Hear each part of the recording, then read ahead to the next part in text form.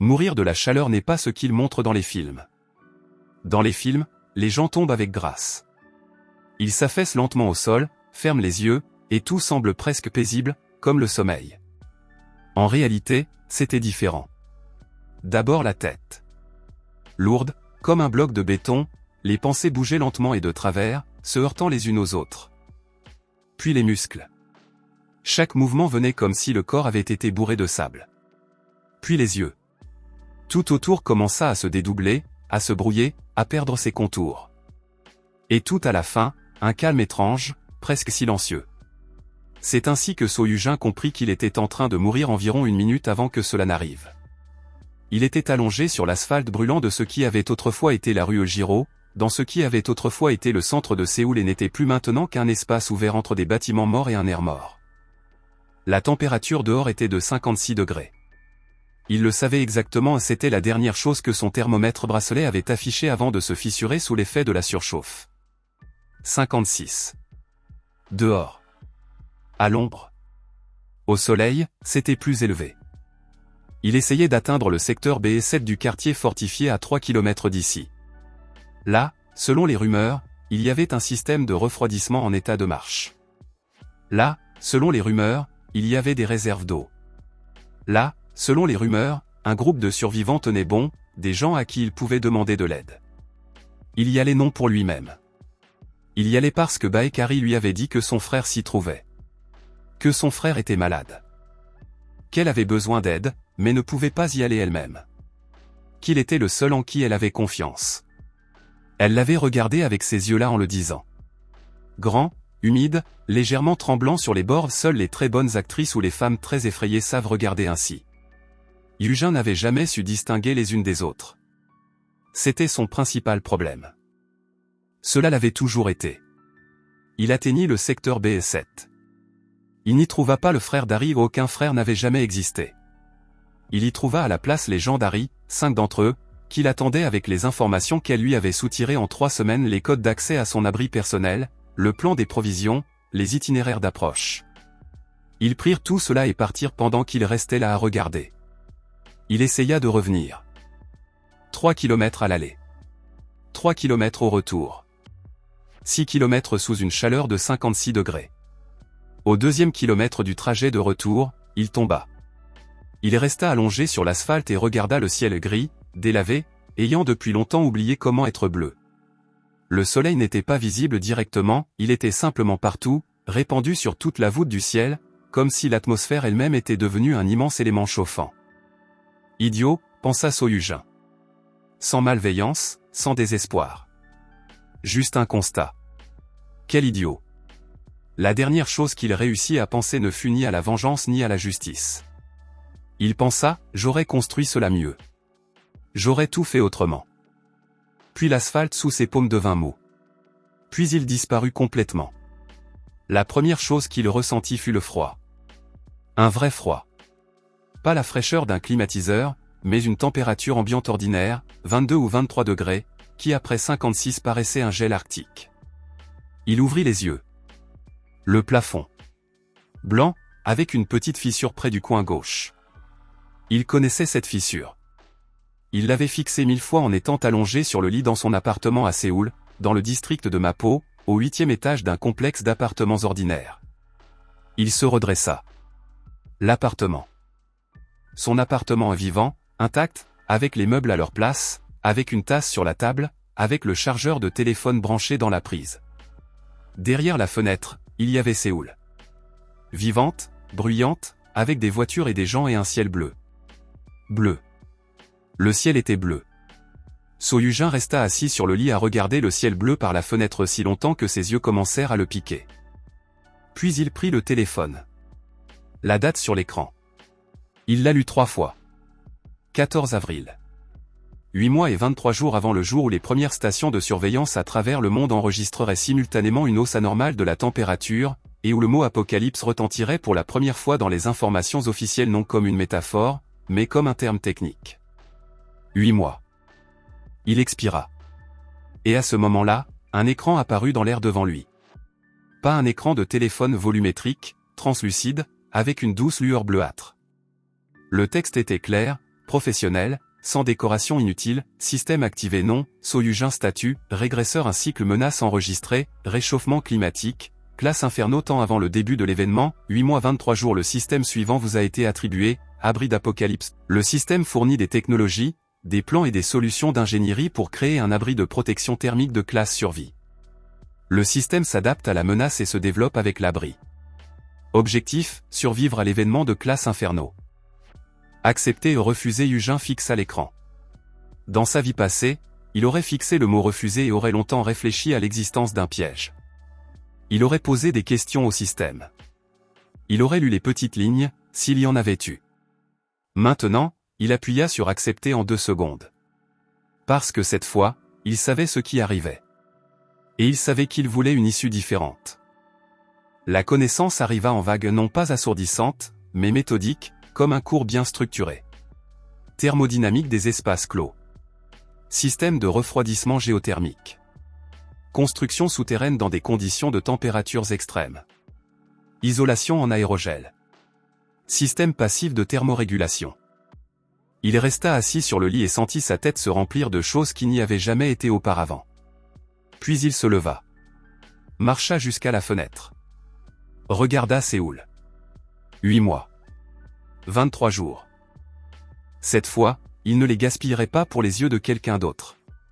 Soyujin avait 26 ans, et il travaillait comme analyste junior dans une petite entreprise de logistique à Yeouido.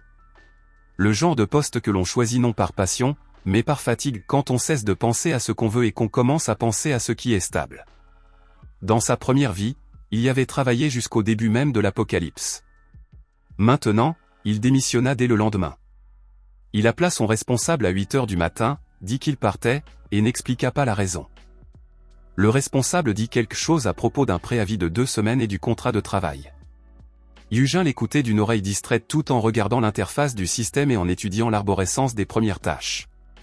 Système d'abri d'apocalypse niveau, 1 point de construction CP, 0 indice de température de la menace, première tâche, emplacement sélectionné et sécuriser un site adapté à la construction de l'abri. Exigence du système, potentiel souterrain, au moins 15 mètres de profondeur stabilité géologique, élevée surface, au moins 1000 mètres carrés distance des zones résidentielles, recommandé date limite, 10 jours récompense, 600 CP plus déverrouillage structure souterraine un abri souterrain. C'était logique, et Yujin comprit immédiatement pourquoi. Le réchauffement climatique global de classe Inferno n'est pas seulement un été chaud. C'est un échauffement extrême de la surface.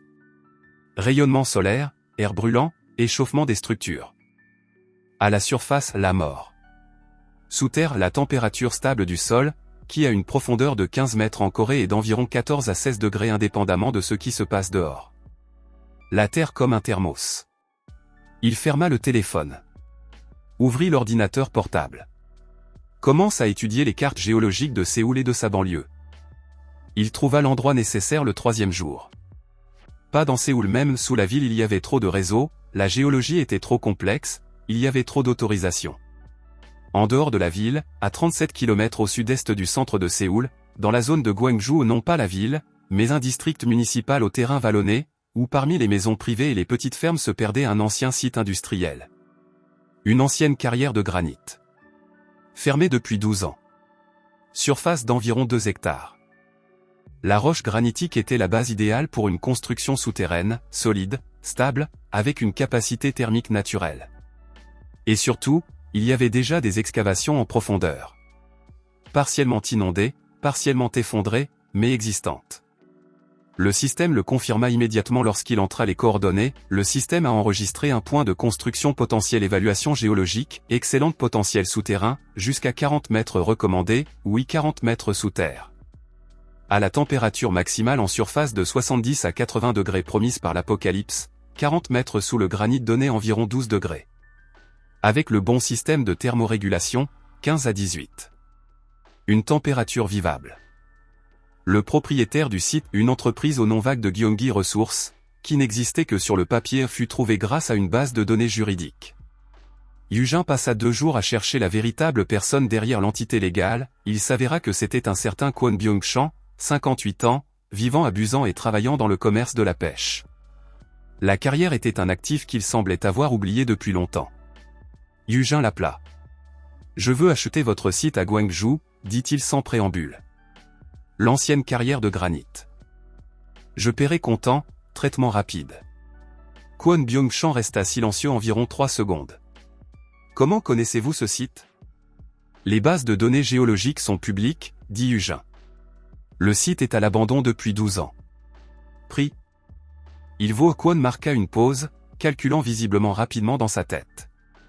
Le prix du marché du terrain dans cette zone plus les bâtiments industriels. Je paierai 15% au-dessus du marché, dit Yujin. Virement bancaire le jour de la signature. Délai de traitement 1 semaine. Un long silence. Pourquoi cette précipitation? Je veux commencer la construction, dit Yujin.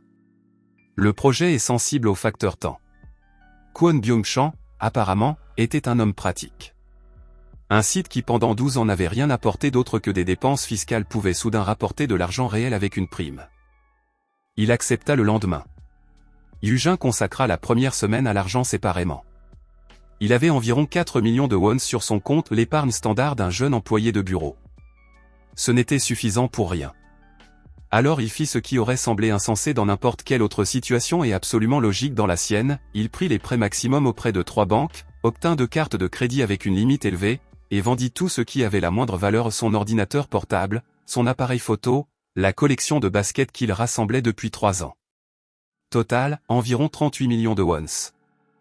À peine assez pour l'achat du site et le début de la construction.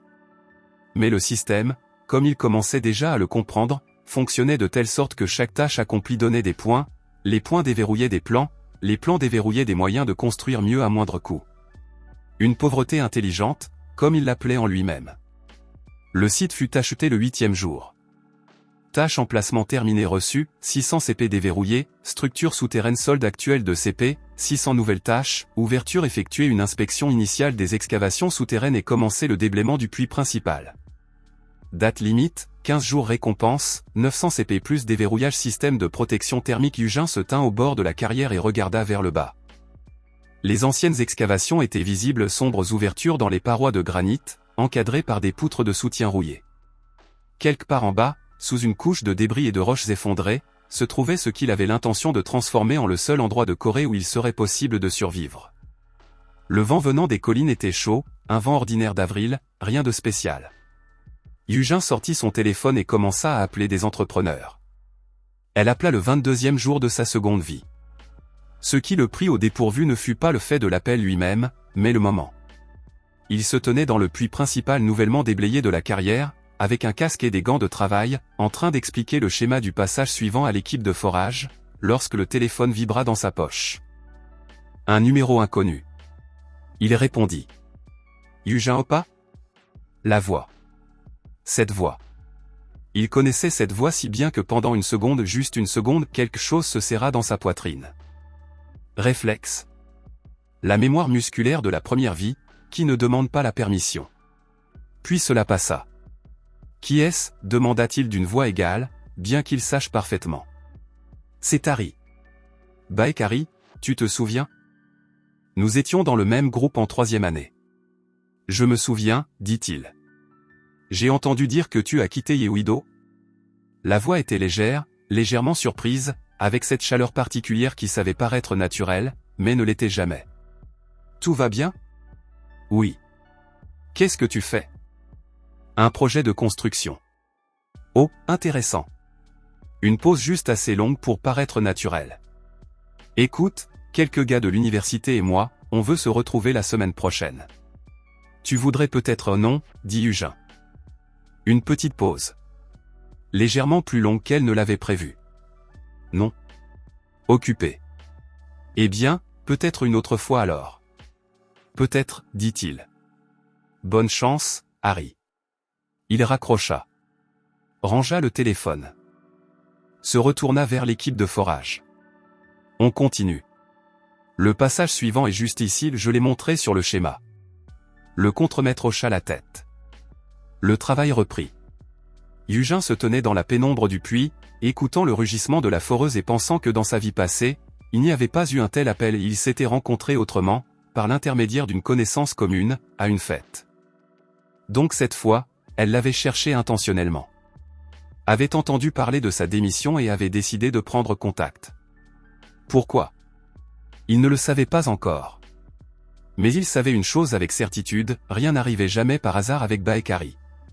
Baekari était apparu dans sa vie pour la première fois, dans la première vie, en 3e année d'université.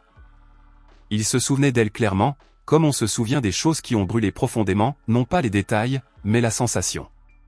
Elle faisait partie de ces gens qui savent être différents pour différentes personnes, et chacun croyait sincèrement voir la vraie Harry. Pour les professeurs, elle était une étudiante appliquée. Pour ses amis, loyale et joyeuse. Pour les garçons, légèrement impuissante, légèrement dépendante, juste assez pour leur donner envie d'aider. Pour Yujin dans sa première vie, elle était la seule personne pour qui il oubliait de réfléchir. C'était son erreur. La principale et la seule. Pas qu'il l'ait cru, il cessait de réfléchir quand il était près d'elle. Cessait de poser des questions. Acceptait tout au niveau du ressenti, pas de la raison. Pendant l'apocalypse, elle vint à lui un mois après qu'elle eut commencé. Effrayée, seule, sans provision.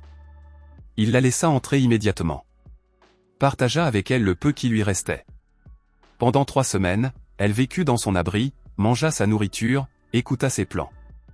Le regarda avec ses yeux-là. Puis elle l'envoya mourir. Maintenant, il se tenait dans le puits de granit et pensait à elle d'une manière égale, sans chaleur. Comme on pense à un problème qui doit être résolu. La construction se déroulait selon les plans du système avec une précision qui surprenait même les entrepreneurs expérimentés. Après avoir déverrouillé structures souterraines, le système avait fourni le premier grand plan, puis principal, complexe souterrain à niveau multiple, niveau une profondeur 8 ou 12m, niveau technique. Générateur, échange d'air, alimentation en eau. Niveau 2 profondeur 15-22m, niveau résidentiel. Bloc de vie, section médicale, salle de stockage. Niveau 3 profondeur 25-35m, niveau de production.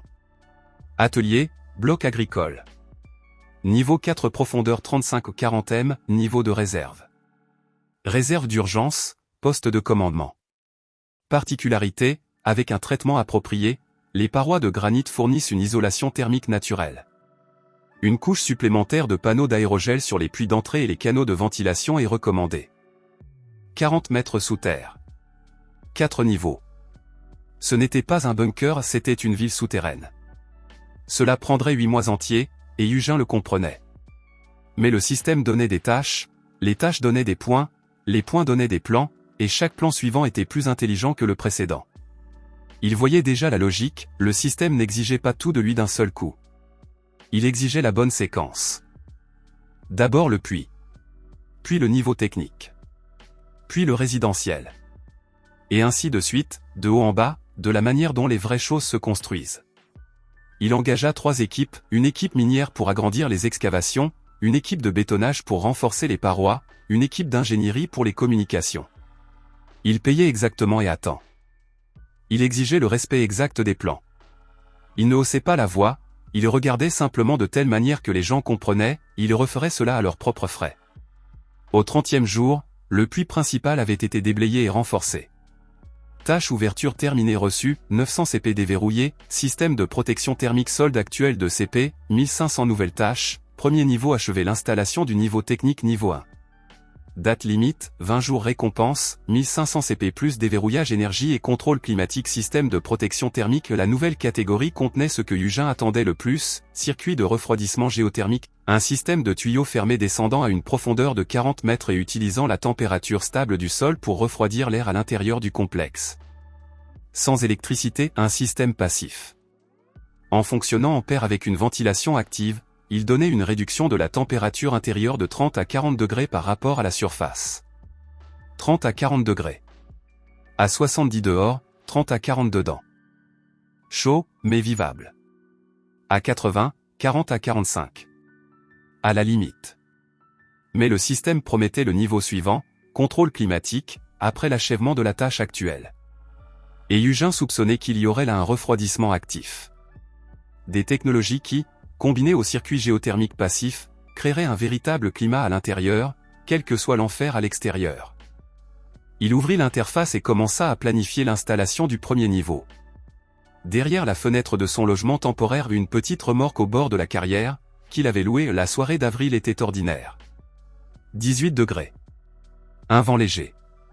Quelque part, un oiseau chantait. Yujin regarda encore quelques secondes le ciel du soir. Puis baissa le regard vers l'interface. Baekari rappela le 38e jour. Yujin se trouvait dans le puits au niveau technique, qui à ce moment-là existait déjà non seulement dans les plans mais aussi dans la réalité, des murs de béton renforcés par des armatures, les premiers tuyaux du circuit géothermique descendant à travers le granit. Il se tenait près de l'unité de ventilation et expliquait à l'ingénieur Park Sitaek, un homme d'âge moyen, méticuleux, ayant l'habitude de tout demander 2 fois pourquoi l'angle du conduit d'air devait être exactement comme cela et pas légèrement différent. Le téléphone vibra.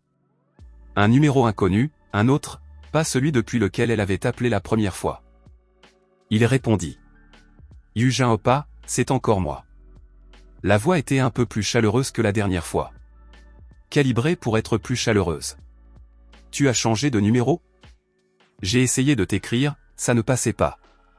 Non, je ne l'ai pas changé. Étrange. Une pause, exactement longue d'une inspiration. Écoute, j'étais à Gwangju la semaine dernière chez une amie et ses parents vivent là-bas et quelqu'un a dit que tu construisais quelque chose à la carrière. C'est vrai? Yujin regarda Park Sitaek. Celui-ci se détourna avec tact, faisant semblant d'étudier le plan. C'est vrai, dit Yujin. Qu'est-ce que tu construis? Une installation. Quel genre d'installation? Privée. Une petite pause. Puis un rire. Léger, un peu embarrassé, du genre qui suggère qu'elle s'est rendue compte qu'elle mettait son nez dans quelque chose qui ne la regardait pas, et que cela l'embarrassait un peu mais d'une manière encore mignonne. Tu es devenu tellement mystérieux. Sa voix s'adoucit. Tu te souviens, à l'université tu racontais tout à tout le monde. Tu étais tellement ouvert. Je m'en souviens, dit Yujin. Qu'est-ce qui s'est passé? Je suis devenu plus intelligent, dit-il simplement. Harry, j'ai une réunion. Bonne chance. Il raccrocha. Glissa le téléphone dans sa poche et regarda Park Sitaek. L'angle, dit-il d'un ton égal. 12 degrés, pas 10. Sinon, à la charge maximale du bloc de ventilation, nous aurons un flux inversé à un moment critique. Park Sitaek hocha la tête et nota quelque chose dans son carnet. Yujin ne revint plus sur le sujet de l'appel. Mais il y pensa le soir. Pas à Elgo Schéma. Baekari avait appelé 2 fois.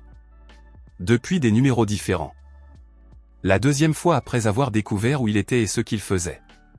Cela signifiait qu'elle recueillait des informations. Délibérément, méthodiquement, par l'intermédiaire de connaissances communes et de résidents locaux. Pourquoi?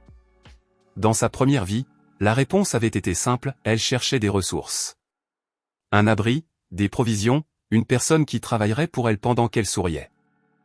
Mais l'apocalypse ne commencerait pas avant plus de 8 mois en ce moment, elle ne pouvait toujours pas savoir qu'il construisait un bunker.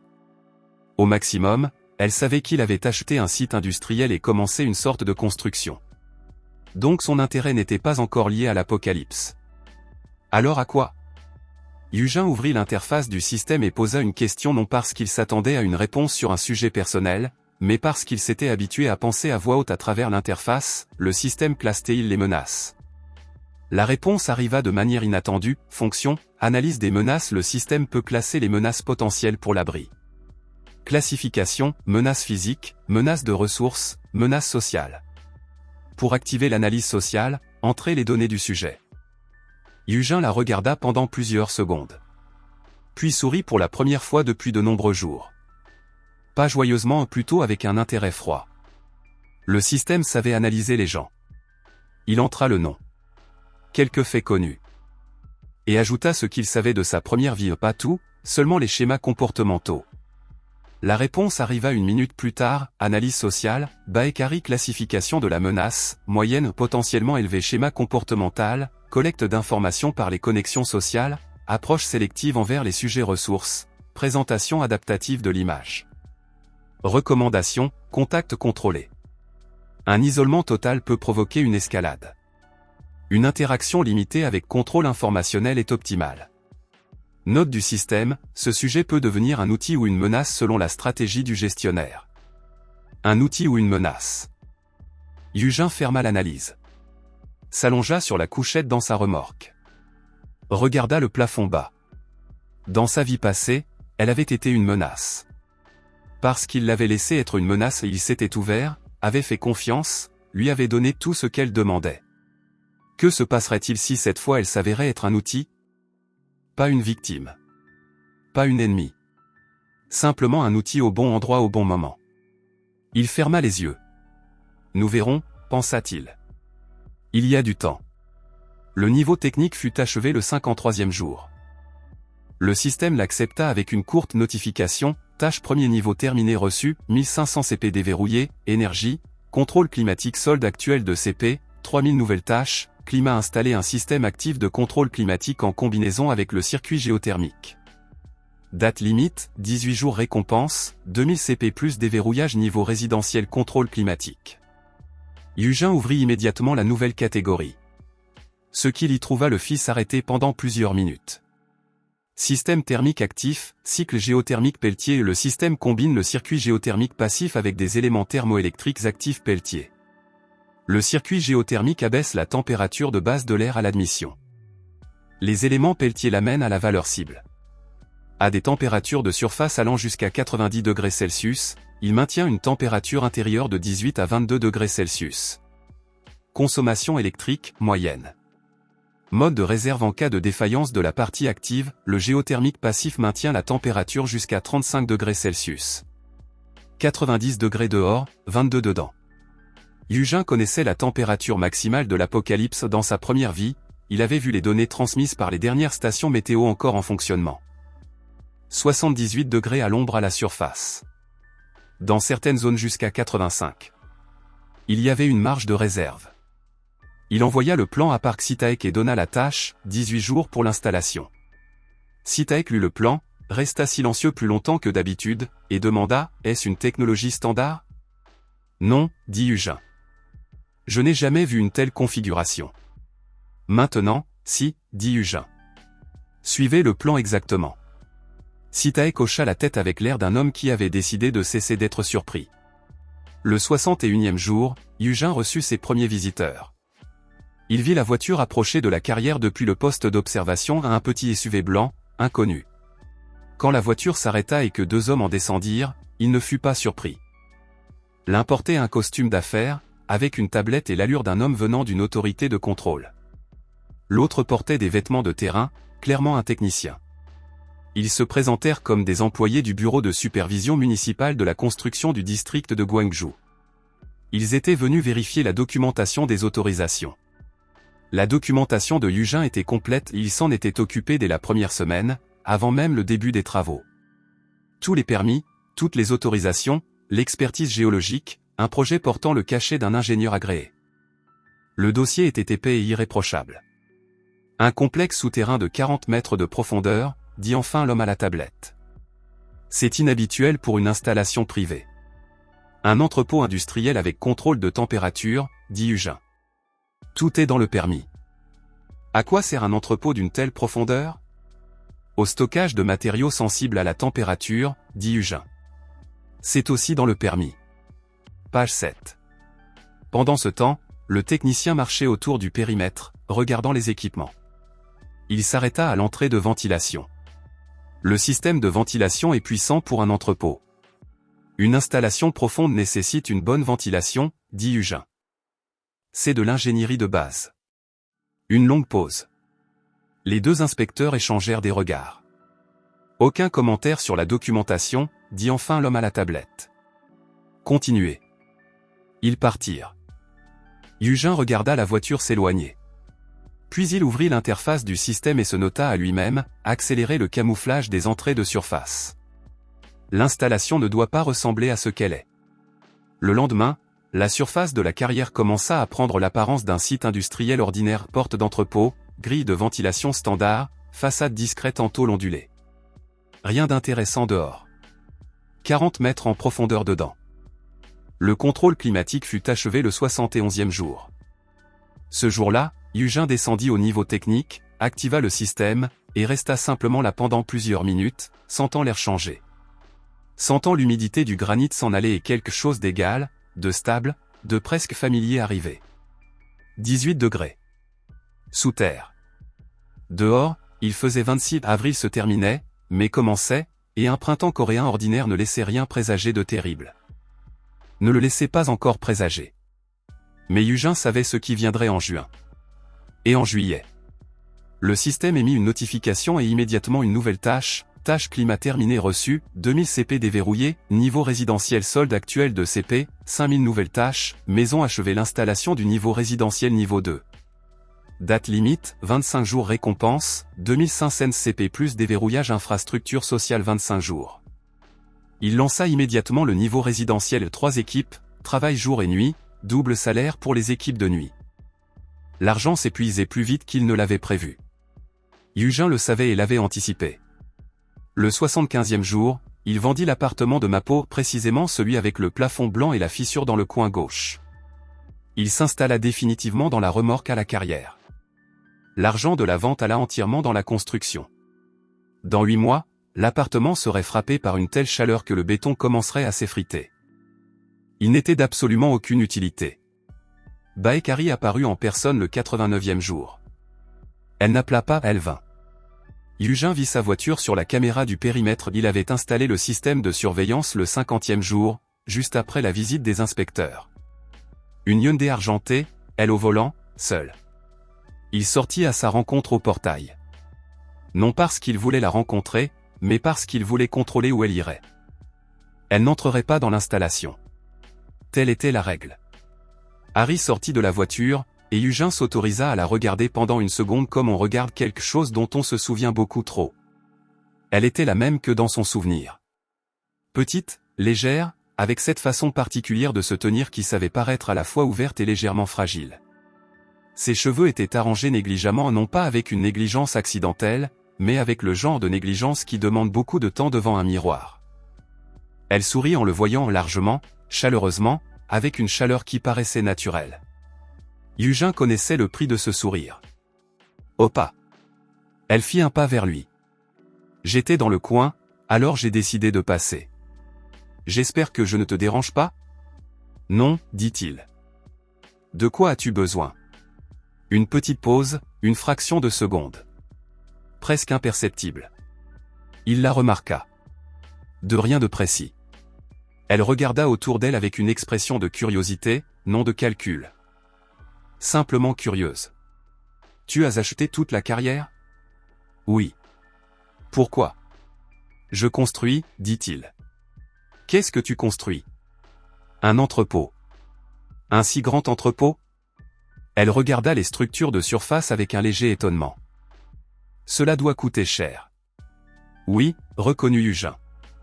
D'où vient l'argent ? Il la regarda droit dans les yeux. Harry, dit-il calmement. Es-tu venu avec une question précise, ou juste pour regarder autour ? Elle rit, légèrement embarrassée, comme s'il l'avait surprise à faire quelque chose d'innocent. Juste pour regarder autour. Vraiment. Pause. Tu as beaucoup changé. Tu es devenu en quelque sorte différent. Oui. Ce n'est pas une mauvaise chose, dit-elle rapidement. C'est juste que, avant, tu étais plus chaleureux. Avant, j'étais plus stupide, dit Yujin d'un ton égal. Je ne t'invite pas à entrer, l'installation est fermée. Si tu as besoin d'aide pour quelque chose de précis, appelle. Il se retourna et marcha vers le portail. Derrière lui, il y eut du silence pendant environ 3 secondes. Puis sa voix, un peu plus basse, Opa. Est-ce que tu vas vraiment bien ? Il s'arrêta. Ne se retourna pas. Oui, dit-il. Mieux que jamais. Il entra. Ferma le portail. Juin apporta les premiers signes. Pas encore l'apocalypse, non. Juste une chaleur un peu plus forte que d'habitude. 3 à 4 degrés au-dessus de la norme pour juin, les météorologues parlaient d'un été inhabituellement chaud, d'un anticyclone de haute pression, d'une anomalie temporaire. Les gens se plaignaient des climatiseurs qui n'arrivaient pas à suivre. Yujin savait que ce n'était que le début. Un petit frémissement avant-coureur de ce qui viendrait dans 2 mois et demi. Le niveau résidentiel fut achevé le 94e jour. 2 niveaux souterrains, le technique et le résidentiel, étaient prêts et opérationnels. Le contrôle climatique maintenait stablement 18 degrés. Alimentation en eau depuis un puits artésien foré à une profondeur de 30 mètres en contournant le puits principal. Éclairage LED avec imitation du cycle du jour. Le système émit une notification et immédiatement une nouvelle tâche. Tâche maison terminée reçue, 2500 CP déverrouillé, infrastructure sociale solde actuel de CP, 7500 nouvelles tâches, profondeur achevée l'installation des niveaux de production et de réserve niveau 3 et 4. Date limite, 30 jours récompense, 4000 CP plus déverrouillage technologie avancée 30 jours. C'était à peu près le temps qui restait jusqu'à l'apocalypse, à une semaine près. Ce n'était pas un hasard, le système savait ce qu'il faisait. Il construisait son abri exactement pour qu'il soit prêt au moment où cela deviendrait nécessaire.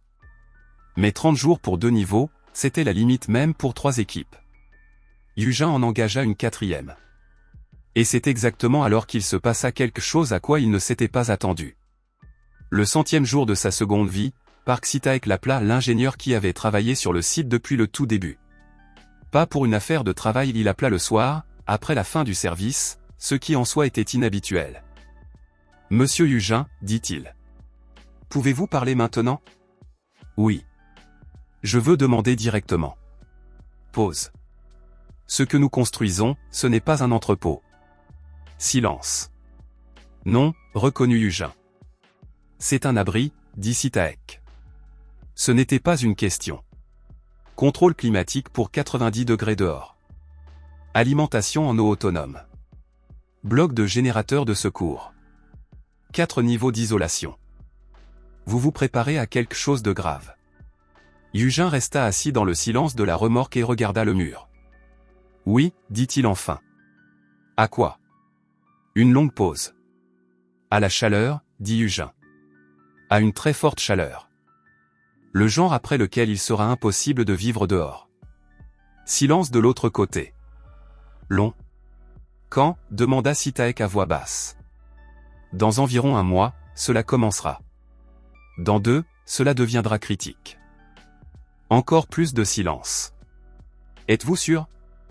Oui. Comment le savez-vous ? Yujin réfléchit une seconde. C'est une longue explication, dit-il. Mais j'en suis sûr. Complètement. Le silence dura longtemps. Puis Si-taek dit très doucement, presque pour lui-même, j'ai une fille. 17 ans. Et une femme. Yujin ferma les yeux. Voilà. Dans sa vie passée, il aurait dit immédiatement, bien sûr, venez, il y a de la place pour tout le monde. Sans calcul, sans condition, simplement parce qu'il était une bonne personne. Maintenant, il pensait autrement. Monsieur Si-taek, dit-il lentement. Vous êtes un bon ingénieur. Le meilleur de ceux qui ont travaillé sur ce site. Vous connaissez l'abri mieux que quiconque, excepté moi.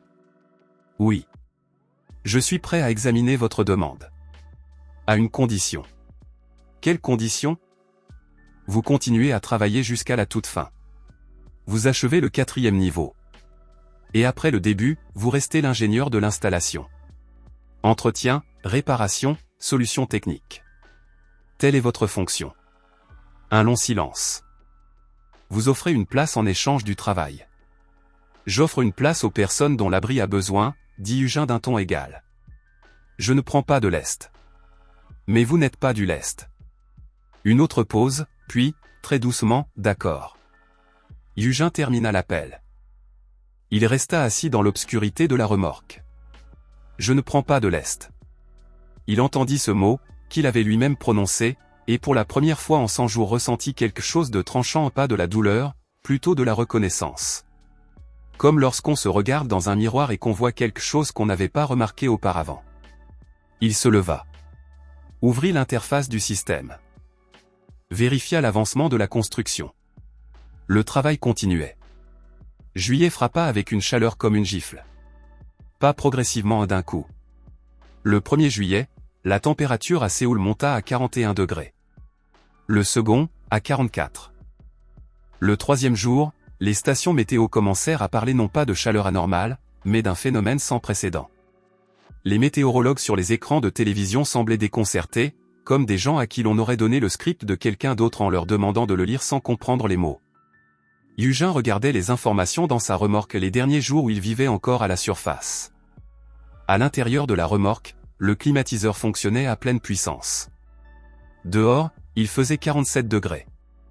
Dans 3 semaines, le climatiseur ne suivrait plus. Sur le site, les travaux avançaient avec une intensité que Yujin n'avait jamais vue auparavant. 4 équipes, 24 heures sur 24, 100 jours de repos. Le troisième niveau était prêt à 80%. Le quatrième à 40%. Mais ce n'était pas sa seule préoccupation. Le système émit une notification inattendue, notification non planifiée, indice de température de la menace, en hausse, date estimée du début de la phase critique, 23 au 27 juillet, temps avant l'événement, 19 à 23 jours recommandés, achever la construction des niveaux prioritaires, remplir les espaces de stockage, déterminer la liste finale des résidents de l'abri, activer le protocole de fermeture au plus tard 48 heures avant la phase critique, tâche, liste, fixer la liste des résidents de l'abri. Capacité maximale de la configuration actuelle, 28 personnes, date limite, 10 jours, récompense, 3000 CP, 28 personnes. Yujin fixa ce nombre pendant longtemps. Dans sa première vie, il avait un abri pour une personne. Il l'avait aussi construit lui-même, il avait aussi pensé aux provisions. Mais il n'avait pas pensé à ce qui arriverait après, quand il sortirait. Avec qui? Pourquoi?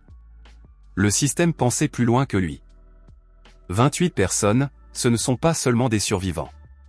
C'est la structure minimale nécessaire pour qu'après l'apocalypse, il soit possible de recommencer à construire quelque chose. Des ingénieurs, des médecins, des agronomes, des techniciens, des gens qui savent travailler de leurs mains. Il ouvrit une page blanche dans un carnet. Sitaek 1. Sa femme et sa fille 2, 3. Puis il réfléchit méthodiquement, parmi les gens qu'il avait rencontrés pendant ces 100 jours, qui avait été utile? Pas sympathique, utile. Le maître foreur de la première équipe, un homme robuste nommé Nam Jichol, qui connaissait tout ce qu'il était possible de savoir sur la roche souterraine. Un jeune agronome de la coopérative locale, Lee Seung-go, que Yujin avait engagé pour 3 jours de consultation sur le niveau agricole. Il resta une semaine, parce que la tâche s'était révélée intéressante. Un médecin. Il avait besoin d'un médecin. Yujin passa 2 jours à chercher et en trouva une par l'intermédiaire de l'hôpital local de Gwangju, une chirurgienne nommée Jong Eun-ji, d'environ 40 ans, récemment arrivée de Séoul. Il l'appela sous prétexte d'une consultation médicale pour une installation industrielle, la rencontra en personne, l'évalua intelligente, directe, sans paroles inutiles. Il lui proposa une place. Elle écouta les conditions, posa 3 questions précises et accepta. Encore quelques personnes parmi les équipes, celles qui s'étaient montrées fiables au fil des mois de travail. Celles dont Yujin pouvait vérifier les familles. Celles qui savaient travailler, pas parler. Au 10e jour, la liste était prête. 23 personnes, il laissa 5 places en réserve. Au cas où quelque chose tournerait mal. Tâche liste terminée reçue, 3000 CP, solde actuel de CP, 14 500 tâches finales avant l'événement, fermeture, basculer l'abri en mode d'autonomie complète. Fermer le protocole d'accès. Date limite, avant la phase critique. Récompense, 5000 CP plus déverrouillage complet des technologies avancées. 5000 points pour la tâche finale. Déverrouillage complet des technologies avancées, la chose que le système avait gardée verrouillée jusqu'à cet instant. Yujin sentait que le système le menait vers quelque chose. Vers un point après lequel tout change. Baekari appela au 116e jour. La température en surface était de 52 degrés. Séoul était partiellement évacuée, le gouvernement déclara un niveau jaune de danger thermique, ouvrit des centres de refroidissement dans les complexes commerciaux et le métro. Les prévisionnistes parlaient d'un pic temporaire qui devait s'atténuer d'ici la fin de la semaine. Ils avaient tort. Yujin savait qu'ils avaient tort. Yujin Opa, dit sa voix. Cette fois sans légèreté. Juste une voix. Légèrement tendue. Tu regardes les infos? Oui. C'est grave? Oui. Pause. J'ai peur, dit-elle. À voix basse, sans fioriture. Ou avec de très bonnes fioritures, il ne pouvait plus le dire avec certitude. Là-bas à Gwangju. Tu as quelque chose comme un abri là-bas, n'est-ce pas? Yujin ne répondit pas tout de suite. Yujin. Oui, dit-il. Est-ce que je peux venir? Et le voilà. Ce moment précis qu'il attendait et n'attendait pas en même temps. Dans la première vie, cet appel exact n'avait pas eu lieu, il y avait eu un autre schéma, un autre moment. Mais l'essence était la même, elle le cherchait quand elle avait besoin d'un abri. Non, dit Yujin. Un long silence. Non. Sa voix changea, devint plus basse, avec cette note qui savait sonner comme la confusion. Mais au pas. Je pensais que nous. Nous quoi? Demanda-t-il d'un ton égal. Nous nous connaissons. Je pensais. Harry, dit-il. La liste des résidents de l'abri est close. Il n'y a plus de place. Tu es sérieux? Eugène, il fait 52 degrés dehors. Je sais. Je suivais les prévisions. Alors comment peux-tu? Parce que c'est mon abri, dit-il. Calmement, sans malveillance. Je l'ai construit pendant 8 mois. C'est moi qui décide qui y vit. Ce n'est pas de la cruauté, c'est un fait. Pause. Puis une autre voix. Plus impuissante désormais. Plus dure, tu crois que je ne sais pas ce que tu construis là-bas? J'ai des gens qui ont travaillé sur ton site. Je connais le plan du puits. Je sais combien il y a de niveaux. Eugène sentit quelque chose en lui devenir très froid. Je vois. Et qu'est-ce que tu comptes faire avec ça? Demanda-t-il. Je veux juste entrer, dit-elle. Sa voix redevint douce, rapide. Je suis seul. Je ne prendrai pas beaucoup de place. Eugène, s'il te plaît. Non, dit-il. Et il raccrocha. Il appela immédiatement le chef de la sécurité, Som Yongbom, un ancien militaire qu'il avait engagé un mois plus tôt. Il expliqua brièvement la situation. Lui demanda de renforcer le périmètre et de vérifier s'il y avait des étrangers sur le site. Yongbom écouta, hocha la tête, partit. Puis Eugène ouvrit l'analyse des menaces du système et mit à jour les données sur Baekari. Analyse mise à jour, Baekari classification de la menace, élevé données mise à jour, le sujet a recueilli des informations de reconnaissance sur l'installation par l'intermédiaire d'anciens travailleurs. Motivation, accès à l'abri en conditions de crise. Action probable, nouvelle tentative de contact, possible tentative d'accès non autorisée, implication de tiers. Recommandation, renforcer le protocole d'accès, activer le système de défense du périmètre. Il ferma l'analyse. Se leva du bureau et fit le tour du poste de commandement du 4e niveau le plus profond, le plus protégé. Les moniteurs de tous les systèmes se trouvaient ici, c'était d'ici qu'était contrôlé le climat, les générateurs, la ventilation. C'est ici qu'il s'assiérait lorsque le monde extérieur commencerait à brûler. Il regarda le moniteur des caméras extérieures. La surface. Ciel jaune. Air brûlant qui venait de la caméra en vague visible, un effet optique dont il se souvenait de la première vie, quand il l'avait vu au-dessus de l'asphalte avant la mort. Baekari était quelque part là dehors. Il ne ressentait aucun triomphe. N'éprouvait aucune pitié. Seulement une certitude égale, calme. Dans la première vie, elle s'est servie de lui. Il est mort. Dans cette vie, il a construit quelque chose de mieux. Et elle est restée dehors. Ce n'était pas une sentence, c'était une conséquence. Naturelle et juste, comme la physique. Au 123e jour, l'abri se referma. 21 personnes et il en prit moins que le maximum, délibérément et descendirent une à une. Chacune passa l'enregistrement biométrique au sas principal. Chacune reçut une brève instruction. Chacune connaissait les règles. Sitaek entra avec sa femme et sa fille. Nam Jichol seul, sans famille, en silence. Jong-Eunji avec un petit sac de médicaments, qu'elle ajouta à la réserve commune. Les autres un par un, par paire, en petits groupes. Eugène se tenait au sas et regardait tous ceux qui passaient. Le dernier à entrer fut Som Yongbom, le chef de la sécurité. Il s'arrêta, regarda Eugène. Il y en a encore 2 dehors, dit-il à voix basse. Au portail. Une femme et un homme. La femme dit qu'elle te connaît. Eugène ne demanda pas qui. Il le savait. Les portes sont fermées? Fermées. Les caméras fonctionnent? Elles fonctionnent. Bien, dit Eugène. Descends. Yongbom hocha la tête et passa dans le sas. Eugène resta seul à l'entrée pendant quelques secondes. Dehors, à travers la porte blindée du sas, on n'entendait rien. Seulement le bourdonnement du système climatique à l'intérieur. Égal, stable, vivant. Il appuya sur le bouton de fermeture du sas principal. L'énorme porte commença à descendre lentement, avec un lourd soupir mécanique. Elle se mit en place. Les verrous claquèrent premier, deuxième, troisième.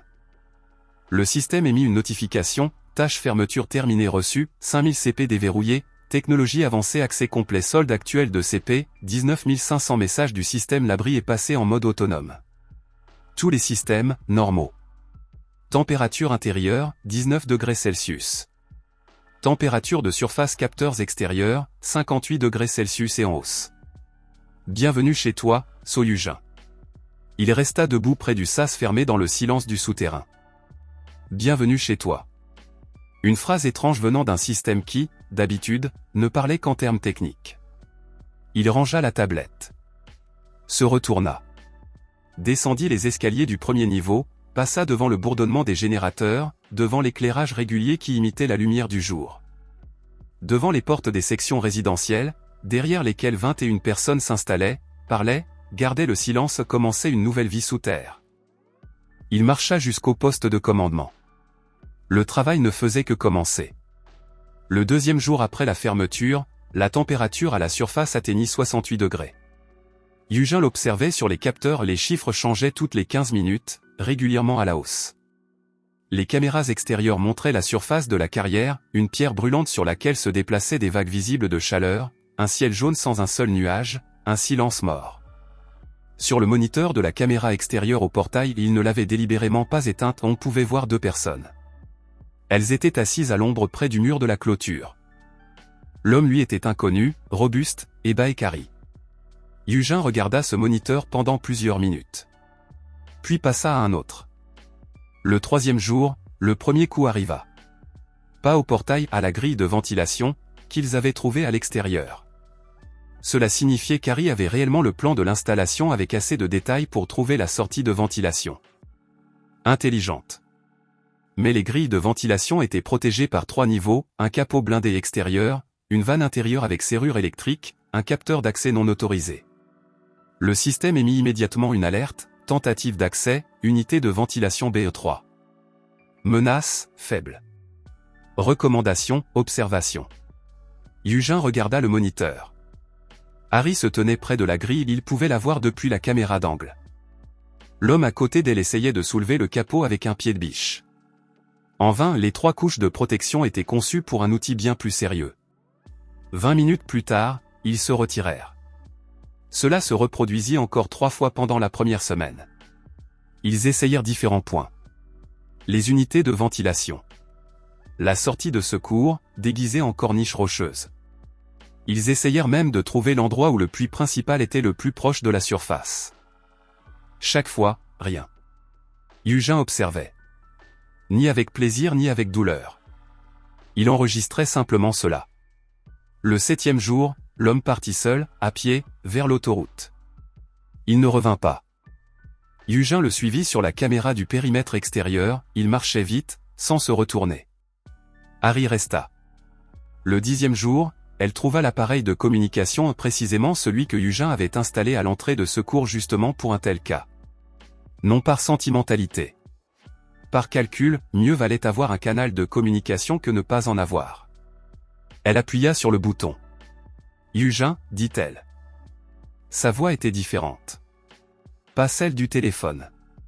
Pas celle de la rencontre. La chaleur extérieure, désormais déjà 72 degrés selon le capteur, faisait quelque chose à la voix, de sorte que toutes les couches tombaient. Il ne restait quelque chose de simple et de réel. Peut-être pour la première fois de tout le temps où il l'avait connu. Je t'entends, dit Yujin. Je ne te demande pas d'ouvrir. Pause. Enfin, si, je te le demande. Mais je sais que tu n'ouvriras pas.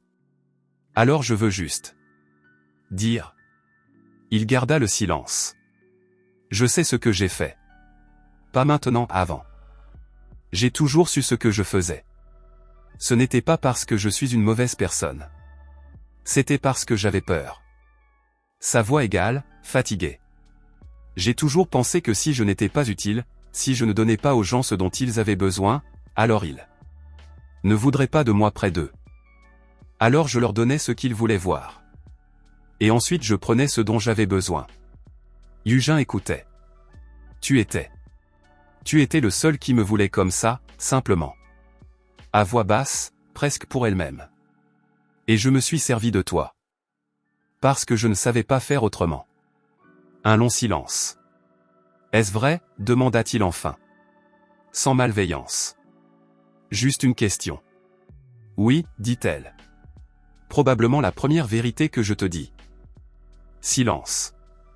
Yujin était assis au poste de commandement, regardait le moniteur, elle se tenait près du communicateur, une petite silhouette dans l'air brûlant et réfléchissait. C'était une Harry différente. Ou la même, mais dépouillée, les couches arrachées par la chaleur et le désespoir. Peut-être réelle. Peut-être. Harry, dit-il. Sais-tu faire quelque chose de tes mains? Pause. Quoi? Cuisiner. Coudre. Travailler dans un jardin. N'importe quoi de pratique. Silence. Long. Je. C'est cuisiner. Bien. Et j'ai étudié la biochimie en 2e année, pendant 1 an et demi. J'ai abandonné, mais je me souviens de beaucoup de choses. Yujin regarda le chiffre de la température sur le capteur. 73 degrés. En hausse. Le système gardait le silence. Aucune tâche. Aucun indice. Seulement lui et la décision qu'il fallait prendre.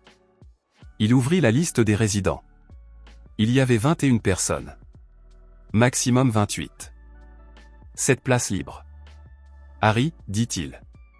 Écoute attentivement. Je le dirai une seule fois. J'écoute. Si j'ouvre la porte pour toi, tu vivras selon les règles de l'abri. Comme tout le monde. Aucune exception. Aucun traitement spécial. Tu travailles, tu manges. Tu enfreins les règles, tu pars. Ce n'est pas une menace. C'est une condition. Silence. Et encore une chose, dit-il. Je n'ai pas oublié ce que tu as fait. Je ne te pardonne pas. Je prends simplement une décision pragmatique, parce que nous n'avons pas de biochimiste et que nous avons besoin d'une cuisinière. Tu comprends la différence? Une longue pause. Je comprends, dit-elle à voix basse. Bien. Il appuya sur le bouton du sas de secours. Elle entra en silence. Ne le regarda pas avec l'expression d'un soulagement longtemps attendu. Ne le remercia pas. Elle passa simplement devant lui, s'arrêta au scanner biométrique et y posa la main comme tout le monde. Attendit l'enregistrement. Reçut une carte d'accès. Yujin se tenait à 3 mètres et observait. Quand elle obtint la carte, elle se retourna. Le regarda non pas avec les yeux qu'il connaissait. Elle regarda simplement. Directement, sans couche. Merci, dit-elle. Pas à moi, dit Yujin. Au bloc cuisine. Va voir Sitaek, il te montrera le logement. Elle hocha la tête et descendit. Yujin la regarda s'éloigner pendant environ 3 secondes. Puis referma le sas de secours. Retourna au poste de commandement. Le système clignota, événement non planifié enregistré statut de l'abri, 22 résidents. Note du système, le gestionnaire a pris la décision de manière indépendante. Le système ne classe pas cette décision comme une erreur. Yujin regarda ce message. Ne la classe pas comme une erreur. Il ferma la notification. Ouvrit la carte des technologies avancées, les 5000 points l'avaient enfin entièrement ouverte. Ce qu'il y vit le fit s'arrêter pendant plusieurs minutes. Une nouvelle section. Il ne s'y attendait pas, le système n'avait jamais donné d'aperçu, centrale géothermique et agriculture souterraine, cycle fermé et système de reconnaissance de surface, drone résistant à la chaleur, communication longue portée, relais souterrain et le dernier celui qui lui coupa le souffle 1 seconde, module de surface résistant à la chaleur, séjour temporaire en surface à des températures allant jusqu'à 95 degrés Celsius, sortir à la surface. En pleine apocalypse. Le système lui donnait la possibilité non seulement de survivre mais d'explorer. De se déplacer. De voir ce qui se passait dehors et si quelqu'un d'autre était encore en vie. À l'extérieur des fenêtres du poste de commandement il n'y avait pas de fenêtres, mais les moniteurs les remplaçaient, la surface brûlait. 76 degrés. Et en hausse. Au 40e jour après la fermeture de l'abri, la température en surface atteignit 81 degrés. C'était le pic, ou presque le pic. Les capteurs montraient qu'elle montait encore, mais plus lentement qu'avant. Le système recalcula la prévision, maximum de 84, 86 degrés. Puis stabilisation. puis un lent et long déclin. Des années. À l'intérieur de l'abri, il faisait 19 degrés. 22 personnes vivaient sous terre comme on vit dans n'importe quel espace clos avec difficulté et avec une étonnante capacité d'adaptation. Il y avait des conflits et Eugène les réglait brièvement, sans paroles inutiles. Le travail continuait et le niveau hydroponique donna sa première récolte, Sitaek maintenait tous les systèmes en état normal, Jong-Eunji dirigeait le bloc médical avec la pédanterie d'une personne qui n'avait rien d'autre à faire que bien faire son travail. Baekari cuisinait. Eugène la voyait chaque jour, l'abri était petit, il n'y avait aucun moyen de ne pas se croiser. Elle n'essayait pas de se rapprocher, n'essayait pas de s'expliquer ou de s'excuser encore. Elle travaillait simplement. Cuisinait bien, il devait l'admettre. Et une fois, alors qu'il passait près du bloc cuisine, elle dit sans se retourner, « Demain il y aura une soupe aux oignons hydroponiques. La première fois avec notre propre récolte. » « Bien, dit-il.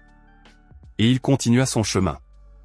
Mais une heure plus tard, il revint au poste de commandement et s'assit là, regardant les moniteurs, pensant à quelque chose qui n'était ni la colère, ni le pardon, ni rien pourquoi il aurait eu un mot près.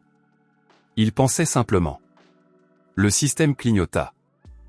Nouvelle tâche, surface en utilisant le module de surface résistant à la chaleur, effectuer la première reconnaissance de la surface. Objectif, évaluer la situation, trouver d'autres survivants ou des points de ressources. Date limite, ouverte. Récompense, inconnue. Difficulté, 5 étoiles.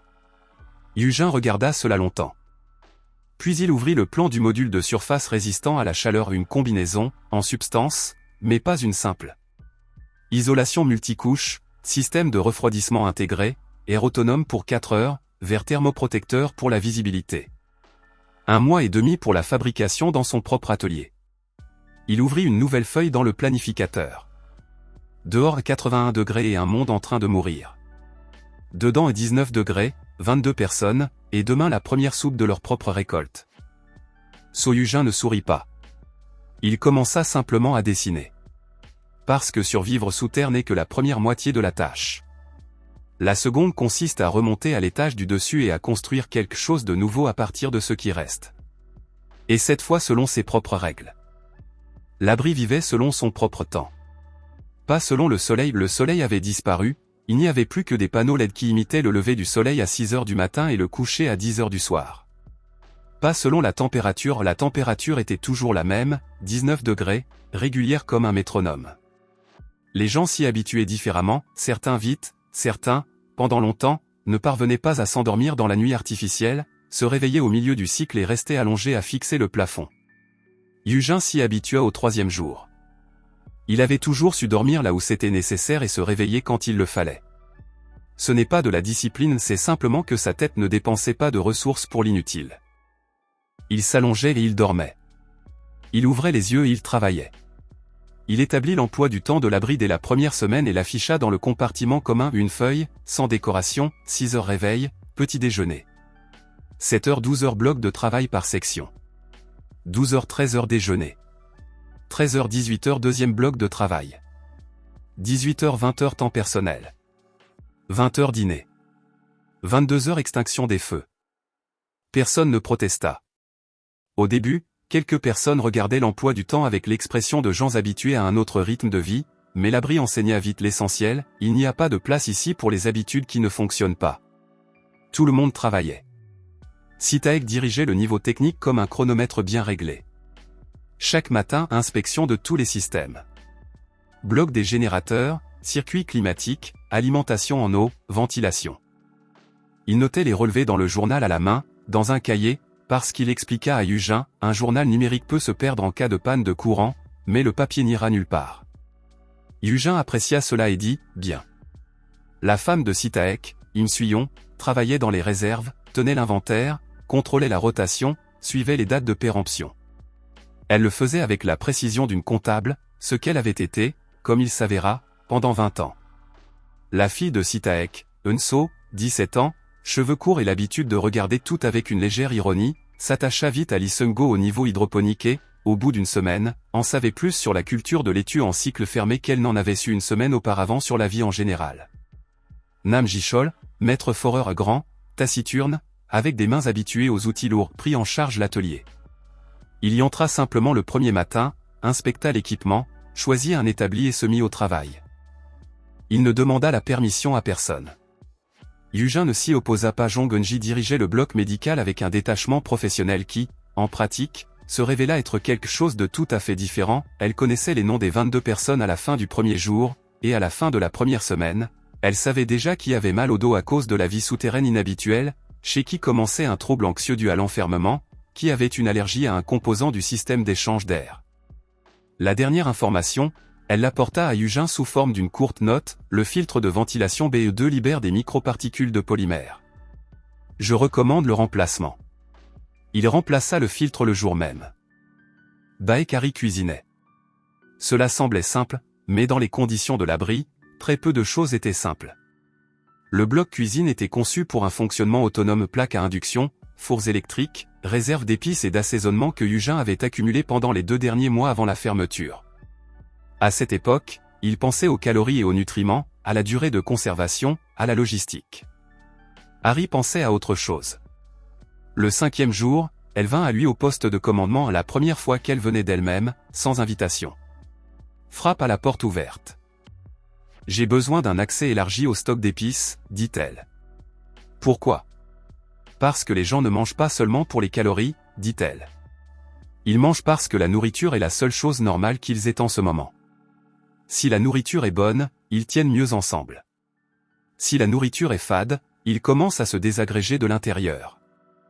J'ai vu cela en 3 semaines. » Yujin la regarda. « As-tu une base médicale ? » ?»« Non. Mais j'ai 3 semaines d'observation et du bon sens. » Une longue pause. « La demande est justifiée, dit-il. J'ouvrirai l'accès élargi d'ici ce soir. » Harry hocha la tête. « Ne dis pas merci. » Elle hocha simplement la tête et partit. 2 semaines après cela, le compartiment commun après le dîner devint un peu différent. Les gens restaient un peu plus longtemps. Ils parlaient. C'était à peine perceptible, quelques minutes de plus, quelques mots supplémentaires. Mais Yujin le remarqua. Il remarquait tout. Il ne le lui dit pas. Mais dans l'interface du système, dans la section des résidents, dans la fiche de Baekari, il changea le statut de basique à élargi, pas seulement pour le stock d'épices, mais aussi pour plusieurs autres paramètres. Le premier conflit éclata au 28e jour. 2 hommes Somino, anciens cadres intermédiaires que Yujin avait pris pour son diplôme d'ingénieur et sa capacité à travailler avec la documentation, et à Taïwan, jeunes ouvriers de la première équipe, se disputèrent au sujet de la répartition de l'espace personnel. Les sections résidentielles étaient petites, 8 mètres carrés par personne, et Somino croyait que Taïwan avait occupé une partie de son espace avec un stockage d'affaires personnelles. Yujin la prit par Yonbom, le chef de la sécurité, et fit venir les 2 hommes. Pas dans la section résidentielle. Dans le compartiment commun. Il leur demanda à tous les 2 d'y venir pendant que les autres étaient au bloc de travail. Ils s'assirent en face de lui et, chacun à sa manière, se préparaient à expliquer qui avait raison. Yujin ne les laissa pas faire. « Je ne suis ni juge ni médiateur, » dit-il. « Je vais dire comment ce sera. Somino, tu déménages dans la section des 4. Il y a un demi-mètre de plus là-bas. À Taïwan, tu restes. L'affaire est close. » Somino ouvrit la bouche. « Mais je voudrais. » « L'affaire est close, » répéta Yujin. Sans élever la voix. Simplement comme un point final. Les 2 partirent. Yonbom, qui se tenait à l'entrée, regarda Yujin. « Efficace, » dit-il brièvement. « Les conflits dans un espace clos sont une infection, » dit Yujin. « Il faut les traiter vite, avant qu'ils ne se propagent. » Le travail sur le module résistant à la chaleur commença au 32e jour. Le plan était complexe, Yujin passa 3 jours dessus avant de le remettre à Nam Jichol dans l'atelier. Il l'étudia en silence, retourna le plan, l'étudia de l'autre côté, leva les yeux. « C'est une combinaison spatiale, » dit-il. « Presque. Pour sortir à la surface ? » ?»« Oui. »« À quelle température ? » ?»« Jusqu'à 95. » Nam Jichol regarda encore une fois le plan. « Où trouver une couche d'aérogel de cette épaisseur ? » Dans le stock BE3, il y a une réserve de panneaux d'aérogel provenant de la phase de construction, dit Yujin. Il faut les découper et les reformater. Cela prendra 1 mois et demi. Je sais. Commence aujourd'hui. Nam Jishol hocha la tête et prit le plan. Au 41e jour, il se produisit quelque chose que Yujin n'avait pas prévu. Le système émit une notification à 3 heures du matin, il se réveilla à la vibration de la tablette, notification d'urgence, un signal de fréquence de balise de détresse a été détecté. Source, surface, direction nord-est, distance estimée 4-7 km. Type de signal, SOS standard, format numérique. Activité du signal, continue, depuis 6 heures. Recommandation, évaluer la situation. Yujin s'assit sur le lit. Regarda longtemps la notification. Un SOS depuis la surface. À une température, il vérifia les capteurs de 78 degrés dehors. Quelqu'un était vivant dehors. Il se leva, s'habilla, se rendit au poste de commandement. Activa le système de communication longue portée à un relais souterrain, l'un des premiers composants des technologies avancées, qu'il avait lancé après l'ouverture de l'accès complet. Capta la fréquence. Envoya un court signal. La réponse arriva 40 secondes plus tard, grésillement, interférence, puis une voix. Masculine, rauque, à peine intelligible, point quelqu'un entend. Nous sommes dans un bâtiment. Rue. On ne sait pas, nous sommes 3. Besoin d'eau. Yujin appuya sur l'émetteur, je vous entends. Ici un abri souterrain. Vos coordonnées? Quelques secondes de silence. Puis, GPS. Le téléphone est mort. Bâtiment au toit rouge, à côté de quelque chose comme une usine. Au nord-est de. Restez en ligne, dit Yujin. Je vais essayer de déterminer votre position. Il ouvrit la carte du système. Nord-est, 4 à 7 km. Un bâtiment au toit rouge. Une usine à proximité. Le système traita les données, position probable, complexe industriel de Hwasong, 5,3 km au nord-est. Bâtiment administratif avec toiture métallique rouge. Fiabilité, 74%. 74%. Yujin resta assis à réfléchir. 3 personnes. 78 degrés dehors. Le module résistant à la chaleur n'était prêt qu'à 20%. Mais il y avait un bateau. Non, pas un bateau, il n'y avait pas d'eau dans cette histoire. Il y avait un véhicule. Il ouvrit la liste des véhicules de l'abri. À l'époque de la construction, il avait fait entrer à l'intérieur par l'ascenseur de fret, désormais soudé, un module de transport. Un petit chargeur électrique utilisé pour déplacer les cargaisons entre les niveaux. Non conçu pour la surface. Mais dans le stock BE3, il restait encore des matériaux de construction. Y compris plusieurs feuilles d'isolation en aérogel que Nam Jishol n'avait pas encore utilisées. Yujin se leva. Se rendit à l'atelier. Nam Jishol ne fut pas surpris lorsque Yujin le réveilla à 4 heures du matin. Il se leva simplement, regarda les plans apportés, et demanda, pour quand faut-il ça? 6 heures. C'est impossible.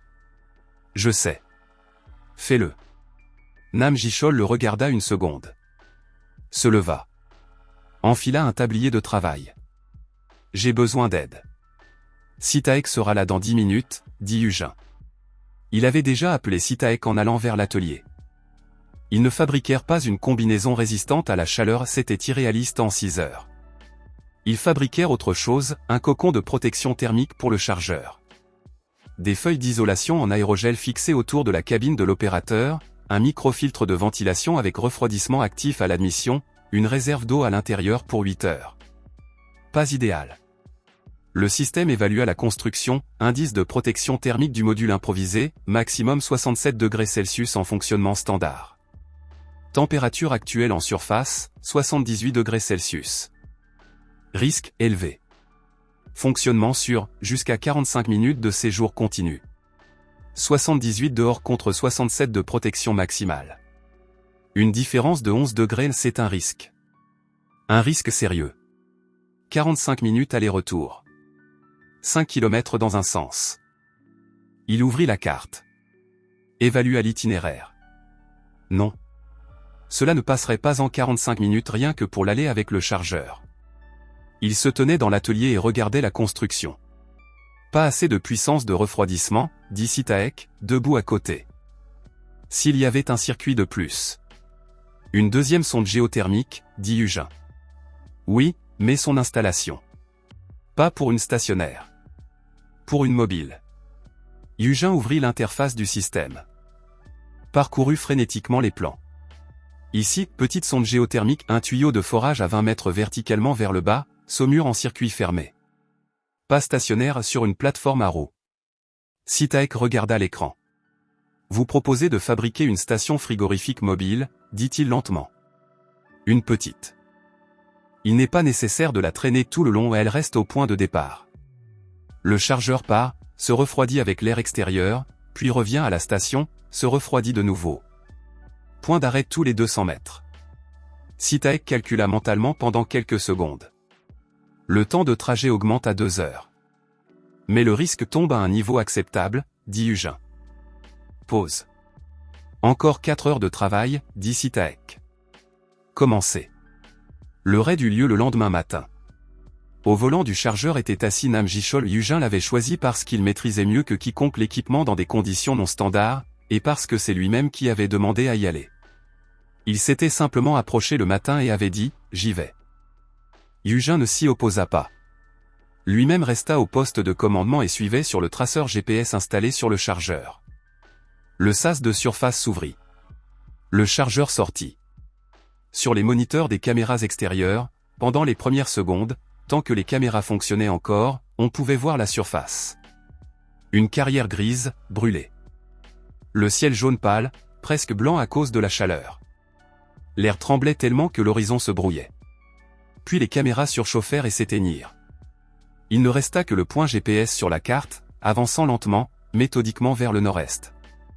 Yujin se tenait devant le moniteur et observait. Derrière lui, dans l'embrasure de la porte, se tenait Harry. Elle n'avait pas dormi, elle était venue à 4 heures du matin, quand l'inévitable rumeur du raid avait commencé à se répandre dans l'abri. Elle ne disait rien. Elle se tenait simplement là. Les autres non plus ne dormaient pas. La plupart s'étaient rassemblés dans le compartiment commun. Eunji apporta de l'eau à quelqu'un. Quelqu'un parlait à voix basse. L'abri retenait son souffle. Après 1h40, le point GPS commença à revenir.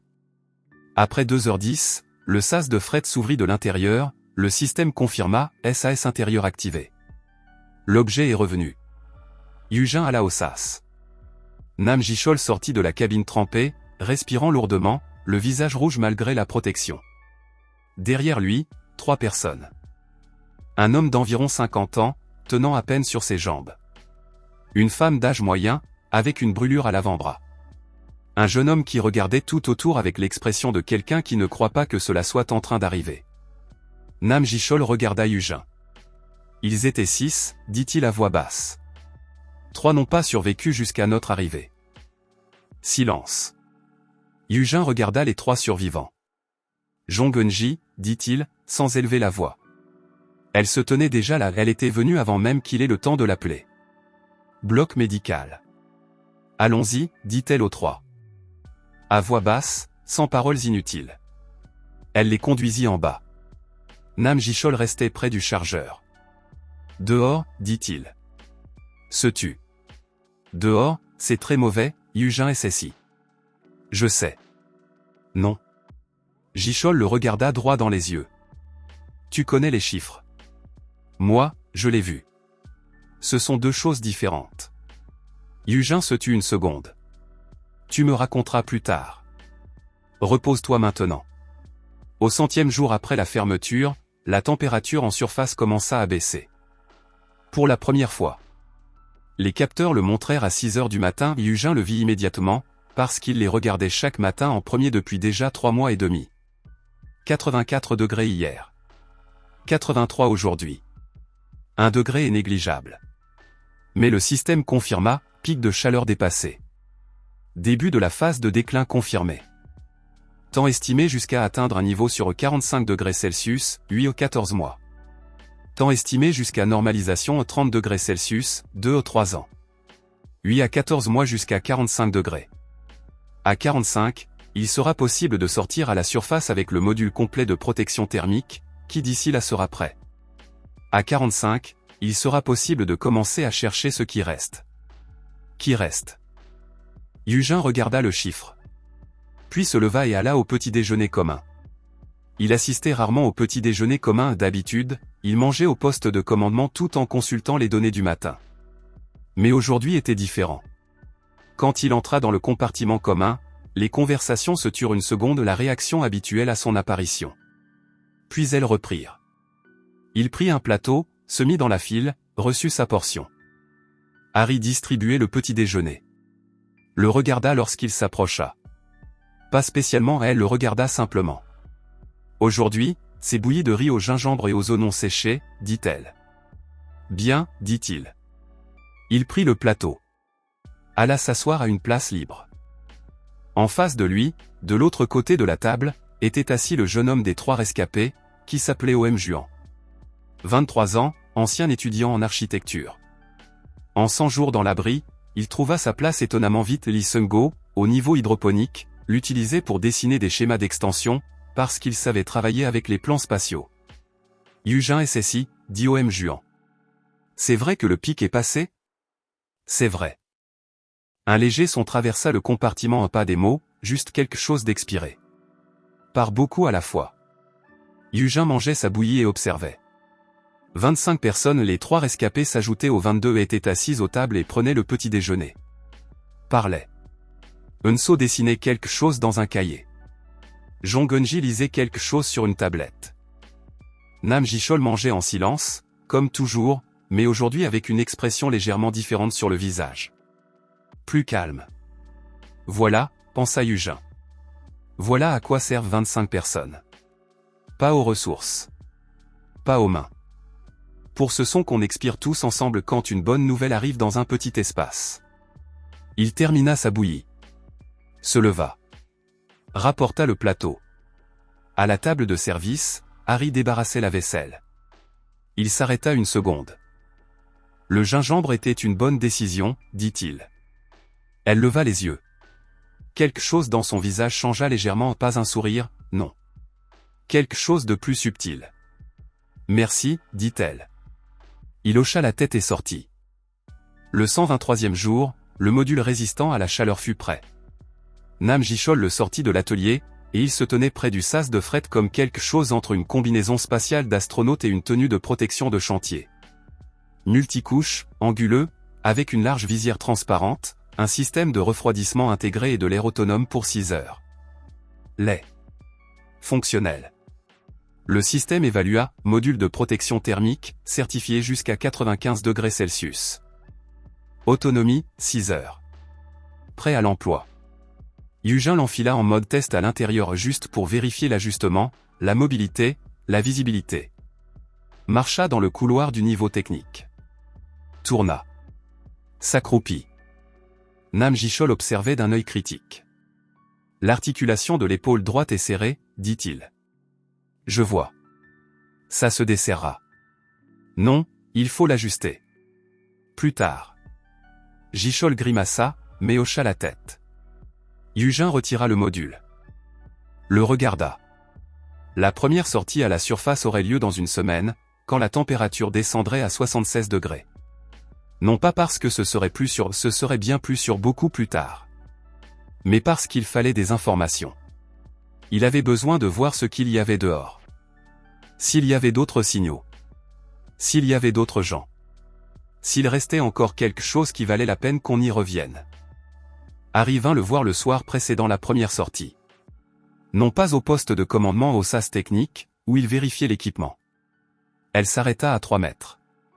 Ne s'approcha pas davantage. Tu y vas toi-même, dit-elle. Ce n'était pas une question. Oui. Pourquoi pas Ji-chol? Il est déjà allé dehors. Parce que c'est mon abri et ma tâche, dit Yujin d'un ton égal. Silence. Je voulais juste dire, commença TL. Harry, dit-il. Sans dureté. Il l'arrêta simplement. Pas besoin de dire quoi que ce soit avant un départ. Mauvais présage. Elle le regarda. Puis, presque de façon inattendue, rit doucement. Pas son rire habituel, un autre. Réel, bref. Tu es superstitieux? Non. Mais certaines traditions sont utiles. Elle garda le silence un moment. D'accord, dit-elle. Et partit. Yujin resta encore une minute près du sas. Puis revint vérifier l'équipement.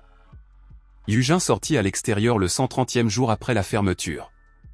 Les premières secondes furent simplement physiologiques, le corps enregistra « chaud », même à travers les couches de protection. Rien de critique, la combinaison fonctionnait, le refroidissement maintenait 24 degrés à l'intérieur, mais dehors cela pesait. Comme si l'air était devenu une substance, et non du vide. Puis il commença à voir. La carrière avait gardé la même forme, les mêmes parois, le même relief. Mais la couleur avait changé. Le granit, qui avait toujours été gris, était devenu différent et légèrement rougeâtre, cuit à cœur.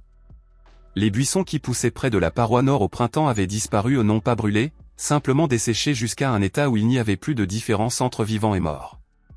Le ciel était pâle, presque blanc près de l'horizon, un peu plus bleu en hauteur.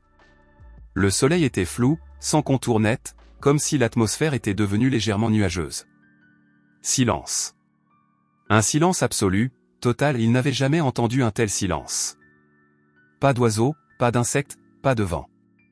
Simplement un monde qui avait cessé d'émettre des sons. Yujin resta une minute près du sas. Resta simplement là. Puis activa la carte de navigation et partit. Le premier kilomètre, la carrière et ses environs. Des bâtiments industriels vides qu'il avait vus des centaines de fois.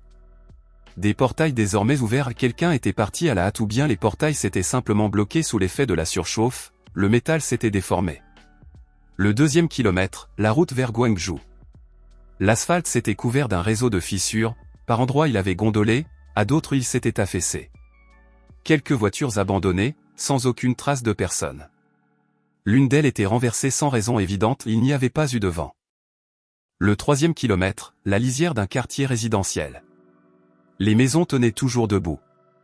Elles ne brûlaient pas, il n'y avait rien à brûler dans un air d'une telle densité et humidité. Elles se contentaient de rester là, fermées, mortes. Par endroits les fenêtres étaient ouvertes, ailleurs fermées. Des rideaux à une fenêtre, il s'arrêta et regarda une seconde. Des rideaux. Le quatrième kilomètre, un signal. Pas un son, le système capta un faible signal radio, le marqua sur la carte. Un demi-kilomètre à l'est. Il se dirigea vers le signal. La source se révéla être une pièce en sous-sol dans un complexe résidentiel, un parking standard descendant sur 2 niveaux sous terre. L'entrée était une porte métallique, légèrement entr'ouverte, maintenue de l'intérieur par une brique. Yujin s'arrêta devant la porte. « Y a-t-il quelqu'un de vivant là-dedans » demanda-t-il dans le communicateur de la combinaison, en le dirigeant vers la porte. Silence. Puis un bruit. Un mouvement. Qui est là? Une voix dans l'obscurité. Masculine, prudente. Soyujin. Un abri dans la carrière, à 5 km au sud-ouest. J'ai de l'eau et des médicaments. Un long silence. Comment savons-nous que? Vous ne le savez pas, dit Yujin. Mais je suis la seule personne en combinaison résistante à la chaleur dans un rayon de je ne sais combien de kilomètres. Vous pouvez prendre le risque de me croire ou rester assis ici. Pause. Puis la porte s'ouvrit davantage. Il y avait 4 personnes dans le sous-sol. Un homme d'environ 40 ans, celui qui avait parlé avec un visage intelligent, épuisé. Une femme âgée. 2 jeunes, un garçon et une fille, tous les 2 maigres au point qu'on les regardait avec attention. Ils observaient la combinaison de Yujin avec cette expression particulière qu'ont les gens quand cela fait trop longtemps qu'ils n'ont rien vu d'autre que l'obscurité. Vous êtes la première personne depuis 3 semaines, dit l'homme. Je sais, dit Yujin. Je m'appelle Soyujin. Comment vous appelez-vous? L'homme s'appelait Yang Yeongu, ancien professeur de collège, physique. La femme âgée était sa mère, Yang Okei. Le jeune homme était un ancien élève qui avait vécu dans le même complexe, Jang Yuzon. La fille était sa voisine, Lim Mijin. 4. Yujin avait 3 places libres dans l'abri. Il ne l'expliqua pas à ce moment-là, ni l'endroit ni le moment ne s'y prêtaient. Il distribua simplement de l'eau provenant de la réserve de la combinaison, donna à chacun un comprimé contre la déshydratation, et évalua leur état. La femme âgée était plus faible que les autres déshydratations, possible épuisement dû à la chaleur. Les autres tenaient mieux qu'ils ne l'avaient prévu. Je peux vous emmener avec moi, dit-il. Mais pas maintenant, il n'y a qu'une seule combinaison et vous êtes 4. Il faut que je retourne préparer un transport. Dans combien de temps, demanda Yang Yeongu. Demain matin. Je vous laisserai de l'eau et une balise d'urgence. Ne bougez pas d'ici. Nous n'avons bougé nulle part depuis 3 semaines, dit-il doucement. Yujin laissa de l'eau, la balise et une courte instruction. Se redressa. À demain, dit-il. Et repartit. Les 5 kilomètres du retour, il marcha et réfléchit. Réfléchit au fait qu'il faudrait demain un transport improvisé refroidi. Jichol et Sitaek s'en sortiraient pendant la nuit s'il leur donnait la tâche aujourd'hui. Réfléchit au fait que 4 nouveaux résidents signifiaient 4 bouches, 4 dos, 4 ensembles de compétences à évaluer. Réfléchit à Yang Yeongu, il lui manquait un physicien. Personne dans l'abri n'était physicien. Réfléchit au fait qu'il y avait peut-être encore quelqu'un de vivant dehors. Et pensa, déjà en s'approchant du portail de la carrière, déjà en voyant le sas s'ouvrir, que la première vie lui avait appris une chose. Ni la malveillance, ni la méfiance, ni la froideur, bien que tout cela aussi. Elle lui avait appris qu'il ne suffisait pas de construire. Il fallait aussi savoir qui laisser entrer. Ce sont 2 choses différentes. C'est la différence la plus importante. Il entra dans le sas. Le système clignota, nouveau succès, premier pas, première sortie à la surface terminée. Survivants trouvés, 4 statuts actuels de l'abri, stable. Nouvelle tâche, le monde extérieur menait une reconnaissance systématique de la surface dans un rayon de 20 km. Date limite, ouverte. Objectif, cartographier les survivants, les points de ressources, les menaces. Récompense, inconnue. Difficulté, 5 étoiles encore. Yujin retira le casque. Inspira l'air frais de l'abri. Nam Jichol, Sitaek, Yonbom l'attendaient près du sas. Derrière eux, un peu à l'écart, Harry. Elle ne demanda rien. Elle observait simplement pour s'assurer qu'il était revenu. Demain nous sortons, dit Yujin. Il y en a 4 dehors. Il nous faut un transport refroidi. Jichol, Sitaek et service de nuit à l'atelier. Tous 2 hochèrent la tête. Détail dans 1 heure au briefing, ajouta-t-il. Tous ceux qui participent au travail doivent être présents. Les gens commencèrent à se disperser. Yujin resta encore 1 seconde près du sas. Dehors en 76 degrés et un monde vide qui attendait d'être habité de nouveau. Dedans 25 personnes, dont 22 dormaient déjà, mangeaient, travaillaient et construisaient quelque chose qui n'avait pas encore de nom. Un abri. Pour l'instant un abri. Plus tard peut-être quelque chose de plus. Alors So Yujin glissa le casque sous son bras et se dirigea vers le briefing. Les 4 du sous-sol furent ramenés le lendemain matin. Jichol et Sitaek avaient travaillé toute la nuit et Yujin était allé les voir à 1 heure, à 3 heures et à 5 heures. Chaque fois ils étaient là où ils s'y attendaient et faisaient ce qu'il attendait. À l'aube, le cocon de transport était près, plus grossier que le module pour une personne, mais suffisant, une carrosserie isolée pour un petit chariot électrique, un refroidisseur d'air intégré, une réserve d'eau à l'intérieur. 2 sortirent Yujin et Jichol. En combinaison résistante à la chaleur à l'extérieur, 5 à l'intérieur du cocon au trajet retour. Yang Yeongu attendait à la porte du sous-sol, il n'avait pas dormi, à en juger par son apparence. Il vit le véhicule, sortit, regarda Yujin à travers la visière de la combinaison. « Vous êtes revenu, dit-il. Simplement. Comme un fait qui ne s'était pas encore complètement installé. Je vous avais dit que je reviendrais, répondit Yujin. Ils chargèrent les 4. La vieille Yang Ok ne pouvait pas marcher seule, Jichol la porta, avec précaution, sans paroles inutiles. Les jeunes, Jang Yuzon et Limi Jin, montèrent par eux-mêmes, en s'aidant l'un l'autre. Le trajet du retour prit 20 minutes. Enregistrement biométrique. Bloc médical. Jong-Eunji examina les 4 avec une rapidité professionnelle et déshydratation. La femme âgée présentait un épuisement modéré dû à la chaleur, les autres allaient mieux que prévu. 2 semaines de régime doux pour Yang Ok, dit-elle brièvement à Yujin. Les autres iront bien dans 3 jours. Yujin hocha la tête. Puis s'approcha de Yang Yeongu, il était assis dans le bloc médical pendant qu'on examinait sa mère, regardant le mur comme un homme qui n'avait pas encore décidé s'il allait bien ou non. Yeongu SSI, dit Yujin. Quand vous serez prêt, nous parlerons. Ce n'est pas urgent. De quoi? Des règles. De votre rôle ici. Pause. Et de physique. Yang Yeongu le regarda. quelque chose changea dans son visage légèrement, mais nettement. De physique? J'ai besoin d'une personne capable de calculer le transfert thermique et la thermodynamique sans calculatrice, dit Yujin. Vous en êtes capable? J'ai enseigné pendant 20 ans, dit Yeongu doucement. Alors nous parlerons, répéta Yujin. Et il partit. Le 142e jour, la température de surface tomba à 68 degrés. Le système mit à jour la prévision, phase de déclin, confirmée.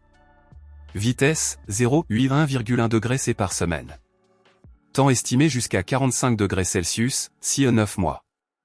6 à 9 mois. Yujin regarda la prévision et pensa à la tâche 5 étoiles, le monde extérieur, rayon 20 km. Le module résistant à la chaleur donnait 6 heures d'autonomie. Un rayon de 20 km représentait une zone qu'on ne pouvait pas couvrir en une seule sortie. Il fallait un système. Un emploi du temps. Des itinéraires. Il appela Yang Yeongu. À ce moment-là il vivait déjà pleinement selon le rythme de l'abri, travaillait sur les calculs thermodynamiques que Sitaek produisait par centaines, et s'y était manifestement trouvé lui-même avec le soulagement d'un homme qui avait besoin que quelque chose occupe son esprit. « Je veux construire une carte, » dit Yujin.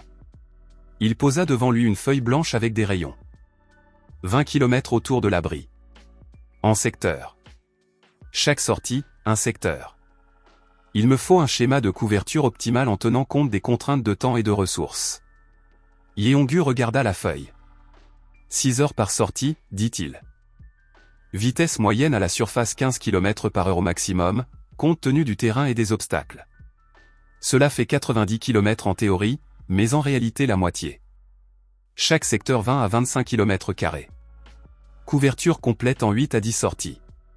Bien, dit Yujin. Fréquence? Un jour sur 2. Selon l'état de l'équipement et la météo. Yeongu commença à dessiner.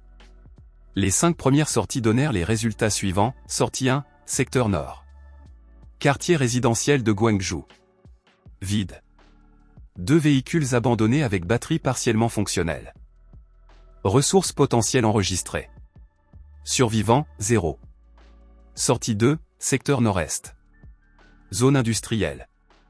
Entrepôt de matériaux de construction partiellement intacts. Métal, fixation, câble. Ressources d'une valeur critique. Survivants, 0. Sortie 3, secteur est. Autoroute et installation en bord de route. Station-service vide, réservoir à sec. Restaurant routier de réserve fermé à l'intérieur, conserve. Réserve importante. Survivant, un homme âgé, trouvé dans le sous-sol du restaurant, état critique. Évacué. Malheureusement, il ne survécut pas au-delà du 3e jour. Jong Eun-ji enregistra la cause, dommages thermiques irréversibles. Sortie 4, secteur sud-est. Quartier de maisons individuelles, potager, serres. Les serres étaient détruites.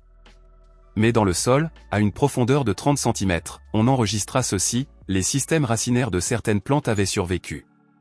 Quand Lee Seung-go l'apprit, il demanda des échantillons. Sortie 5, secteur sud. École. Grand bâtiment avec gymnase souterrain. Dans le gymnase se trouvaient 17 personnes. 17. Yujin se tint à l'entrée du gymnase et compta. Il ne se pressa pas, regarda les gens qui le regardaient, certains avec espoir, d'autres avec prudence, d'autres avec ce regard vide particulier que prennent les gens après être restés trop longtemps dans l'obscurité. 17 personnes. Âge différent. État différent. Il avait 3 places libres. Yujin ferma les yeux une seconde. Dans la première vie, il aurait commencé à se tourmenter. Qui le mérite? Comment choisir? Est-il seulement possible de choisir? Maintenant, il ouvrit l'interface du système. Capacité maximale dans la configuration actuelle, 28 personnes. Résidents actuels, 29. Dépassement de 1, 29. Il avait déjà dépassé le maximum Yang-ok, qu'il avait fait entrer sans compter exactement à ce moment-là. Le système l'avait enregistré, mais ne l'avait pas bloqué. Il l'avait simplement noté. Il regarda les 17 personnes. Puis contacta Sitaek par radio. Sitaek SSI. J'en ai trouvé 17. Il nous faut une extension du niveau résidentiel. Dans quelle mesure est-il réaliste d'ajouter 10 places supplémentaires en un mois? Pause. Si nous utilisons les niches de réserve dans le secteur nord du niveau. Sitaek réfléchissait à voix haute. Avec Jichol et Yeongu, c'est réaliste. Mais le travail devra se faire jour et nuit. D'accord, dit Yujin. Commencez aujourd'hui. Puis il se tourna vers les 17 personnes dans le gymnase. Je m'appelle So Yujin, dit-il. J'ai un abri souterrain à 5 km d'ici. Je peux tous vous emmener. Pas d'un coup, il faudra plusieurs trajets. Les gens se turent.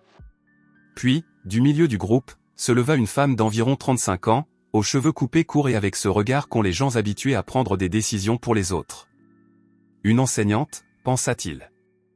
Ou quelqu'un de semblable. Quelles sont les conditions, demanda-t-elle directement. Yujin la regarda. Règles de l'abri. Travail. Biométrie. Ma parole est définitive dans toutes les questions de ressources et de sécurité. Pause. Et encore une chose, il y a très probablement parmi vous des spécialistes dont j'ai besoin. Cela augmente vos chances. Et s'il n'y a pas de spécialistes? Alors simplement des gens, dit Yujin. Eux aussi sont nécessaires. La femme le regarda encore une seconde. Kim Sora, dit-elle. Ancienne directrice d'école. Une organisatrice, dit Yujin. Bien.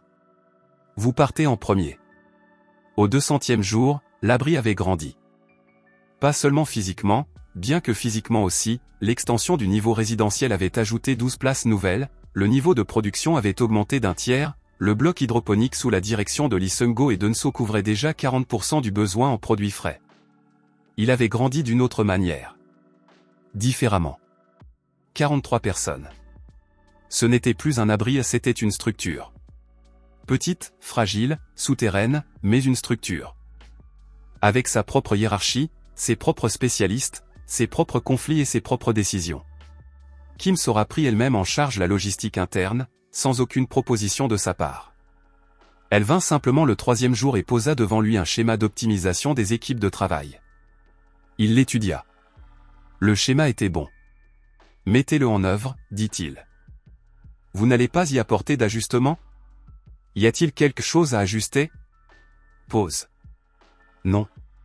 Alors mettez-le en œuvre. Kim Sora hocha la tête. Depuis, il parlait brièvement et avec précision et exactement comme Yujin préférait parler avec les gens. Yang Yeongu devint le chef ingénieur calculateur officieux. Jong Eun-ji ouvrit quelque chose comme des cours médicaux. 3 résidents suivirent une formation de base au premier secours, parce qu'un seul médecin pour 43 personnes, c'était un risque.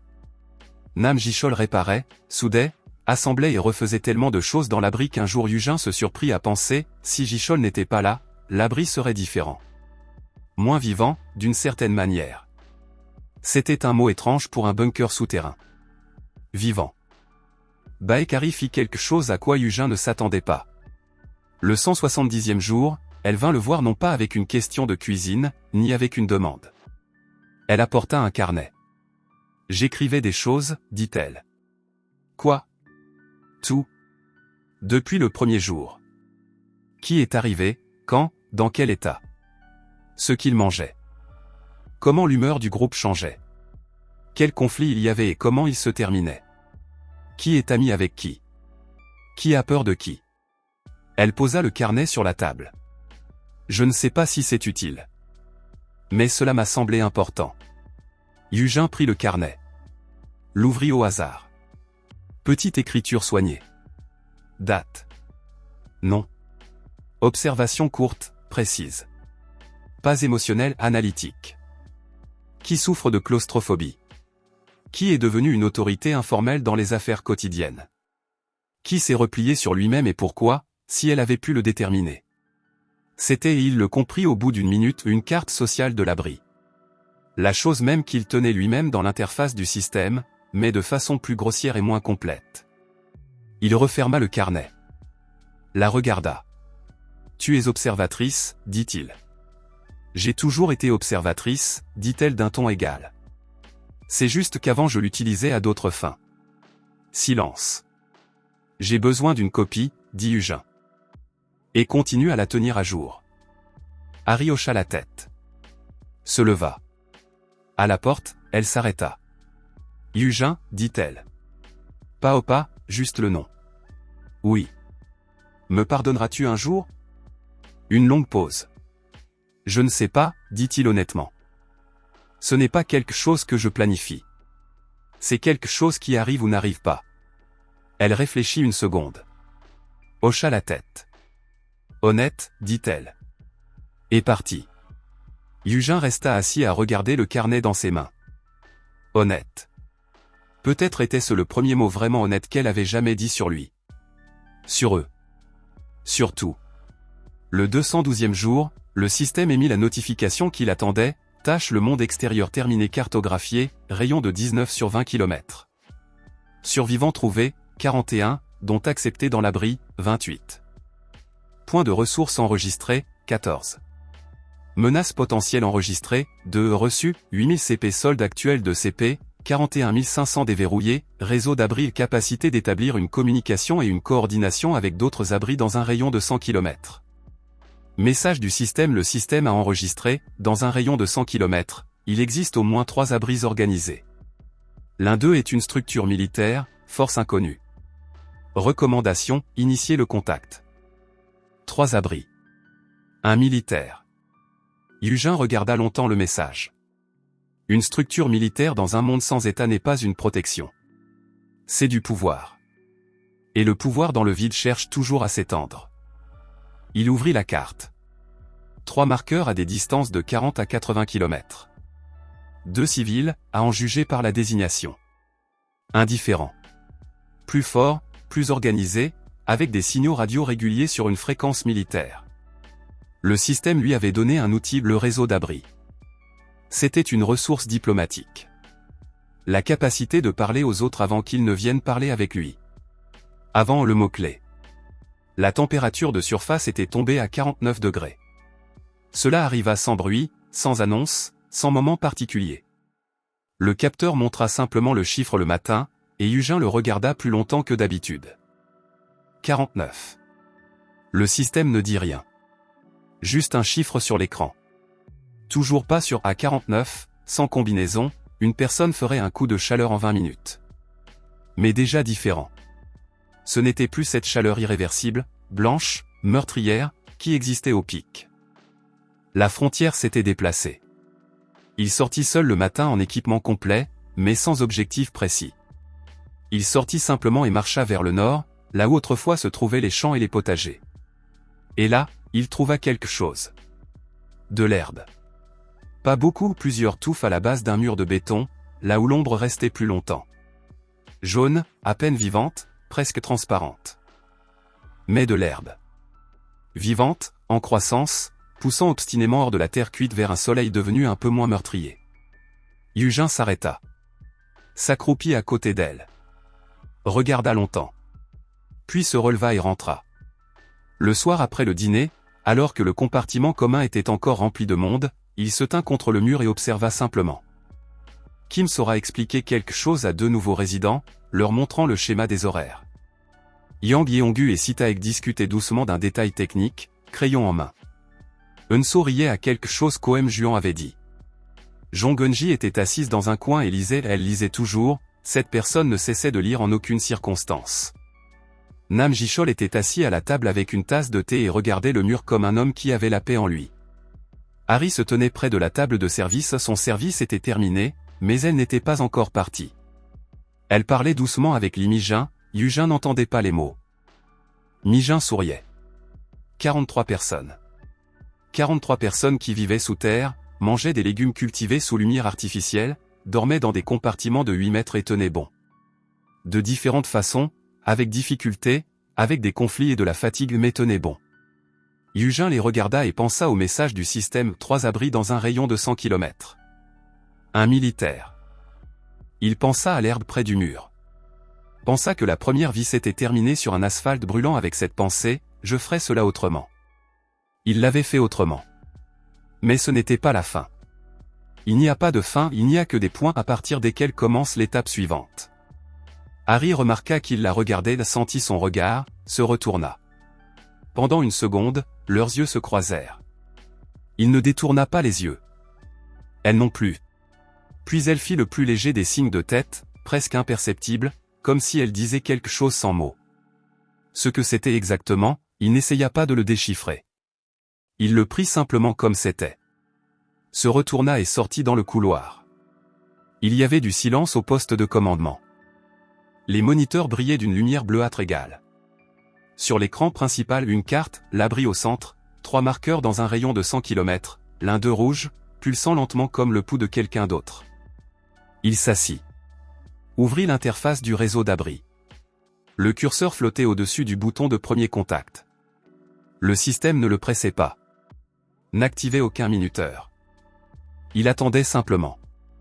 Yujin regarda le marqueur rouge. Derrière lui, 43 personnes. Un niveau hydroponique qui les nourrit. Un système climatique qui maintient 19 degrés. 4 niveaux souterrains construits en 8 mois à partir de rien d'autre que d'informations, d'argent et de volonté. Devant lui un monde qui n'avait pas encore décidé ce qu'il serait. Alors Soyujin ne se pressa pas. Il resta simplement assis dans le silence du souterrain, et écouta le bourdonnement lointain des générateurs réguliers, vivants, fiables et réfléchis. Réfléchis au fait que le monde extérieur refroidissait. Lentement, obstinément, comme tout ce qui vit et ne veut pas abandonner.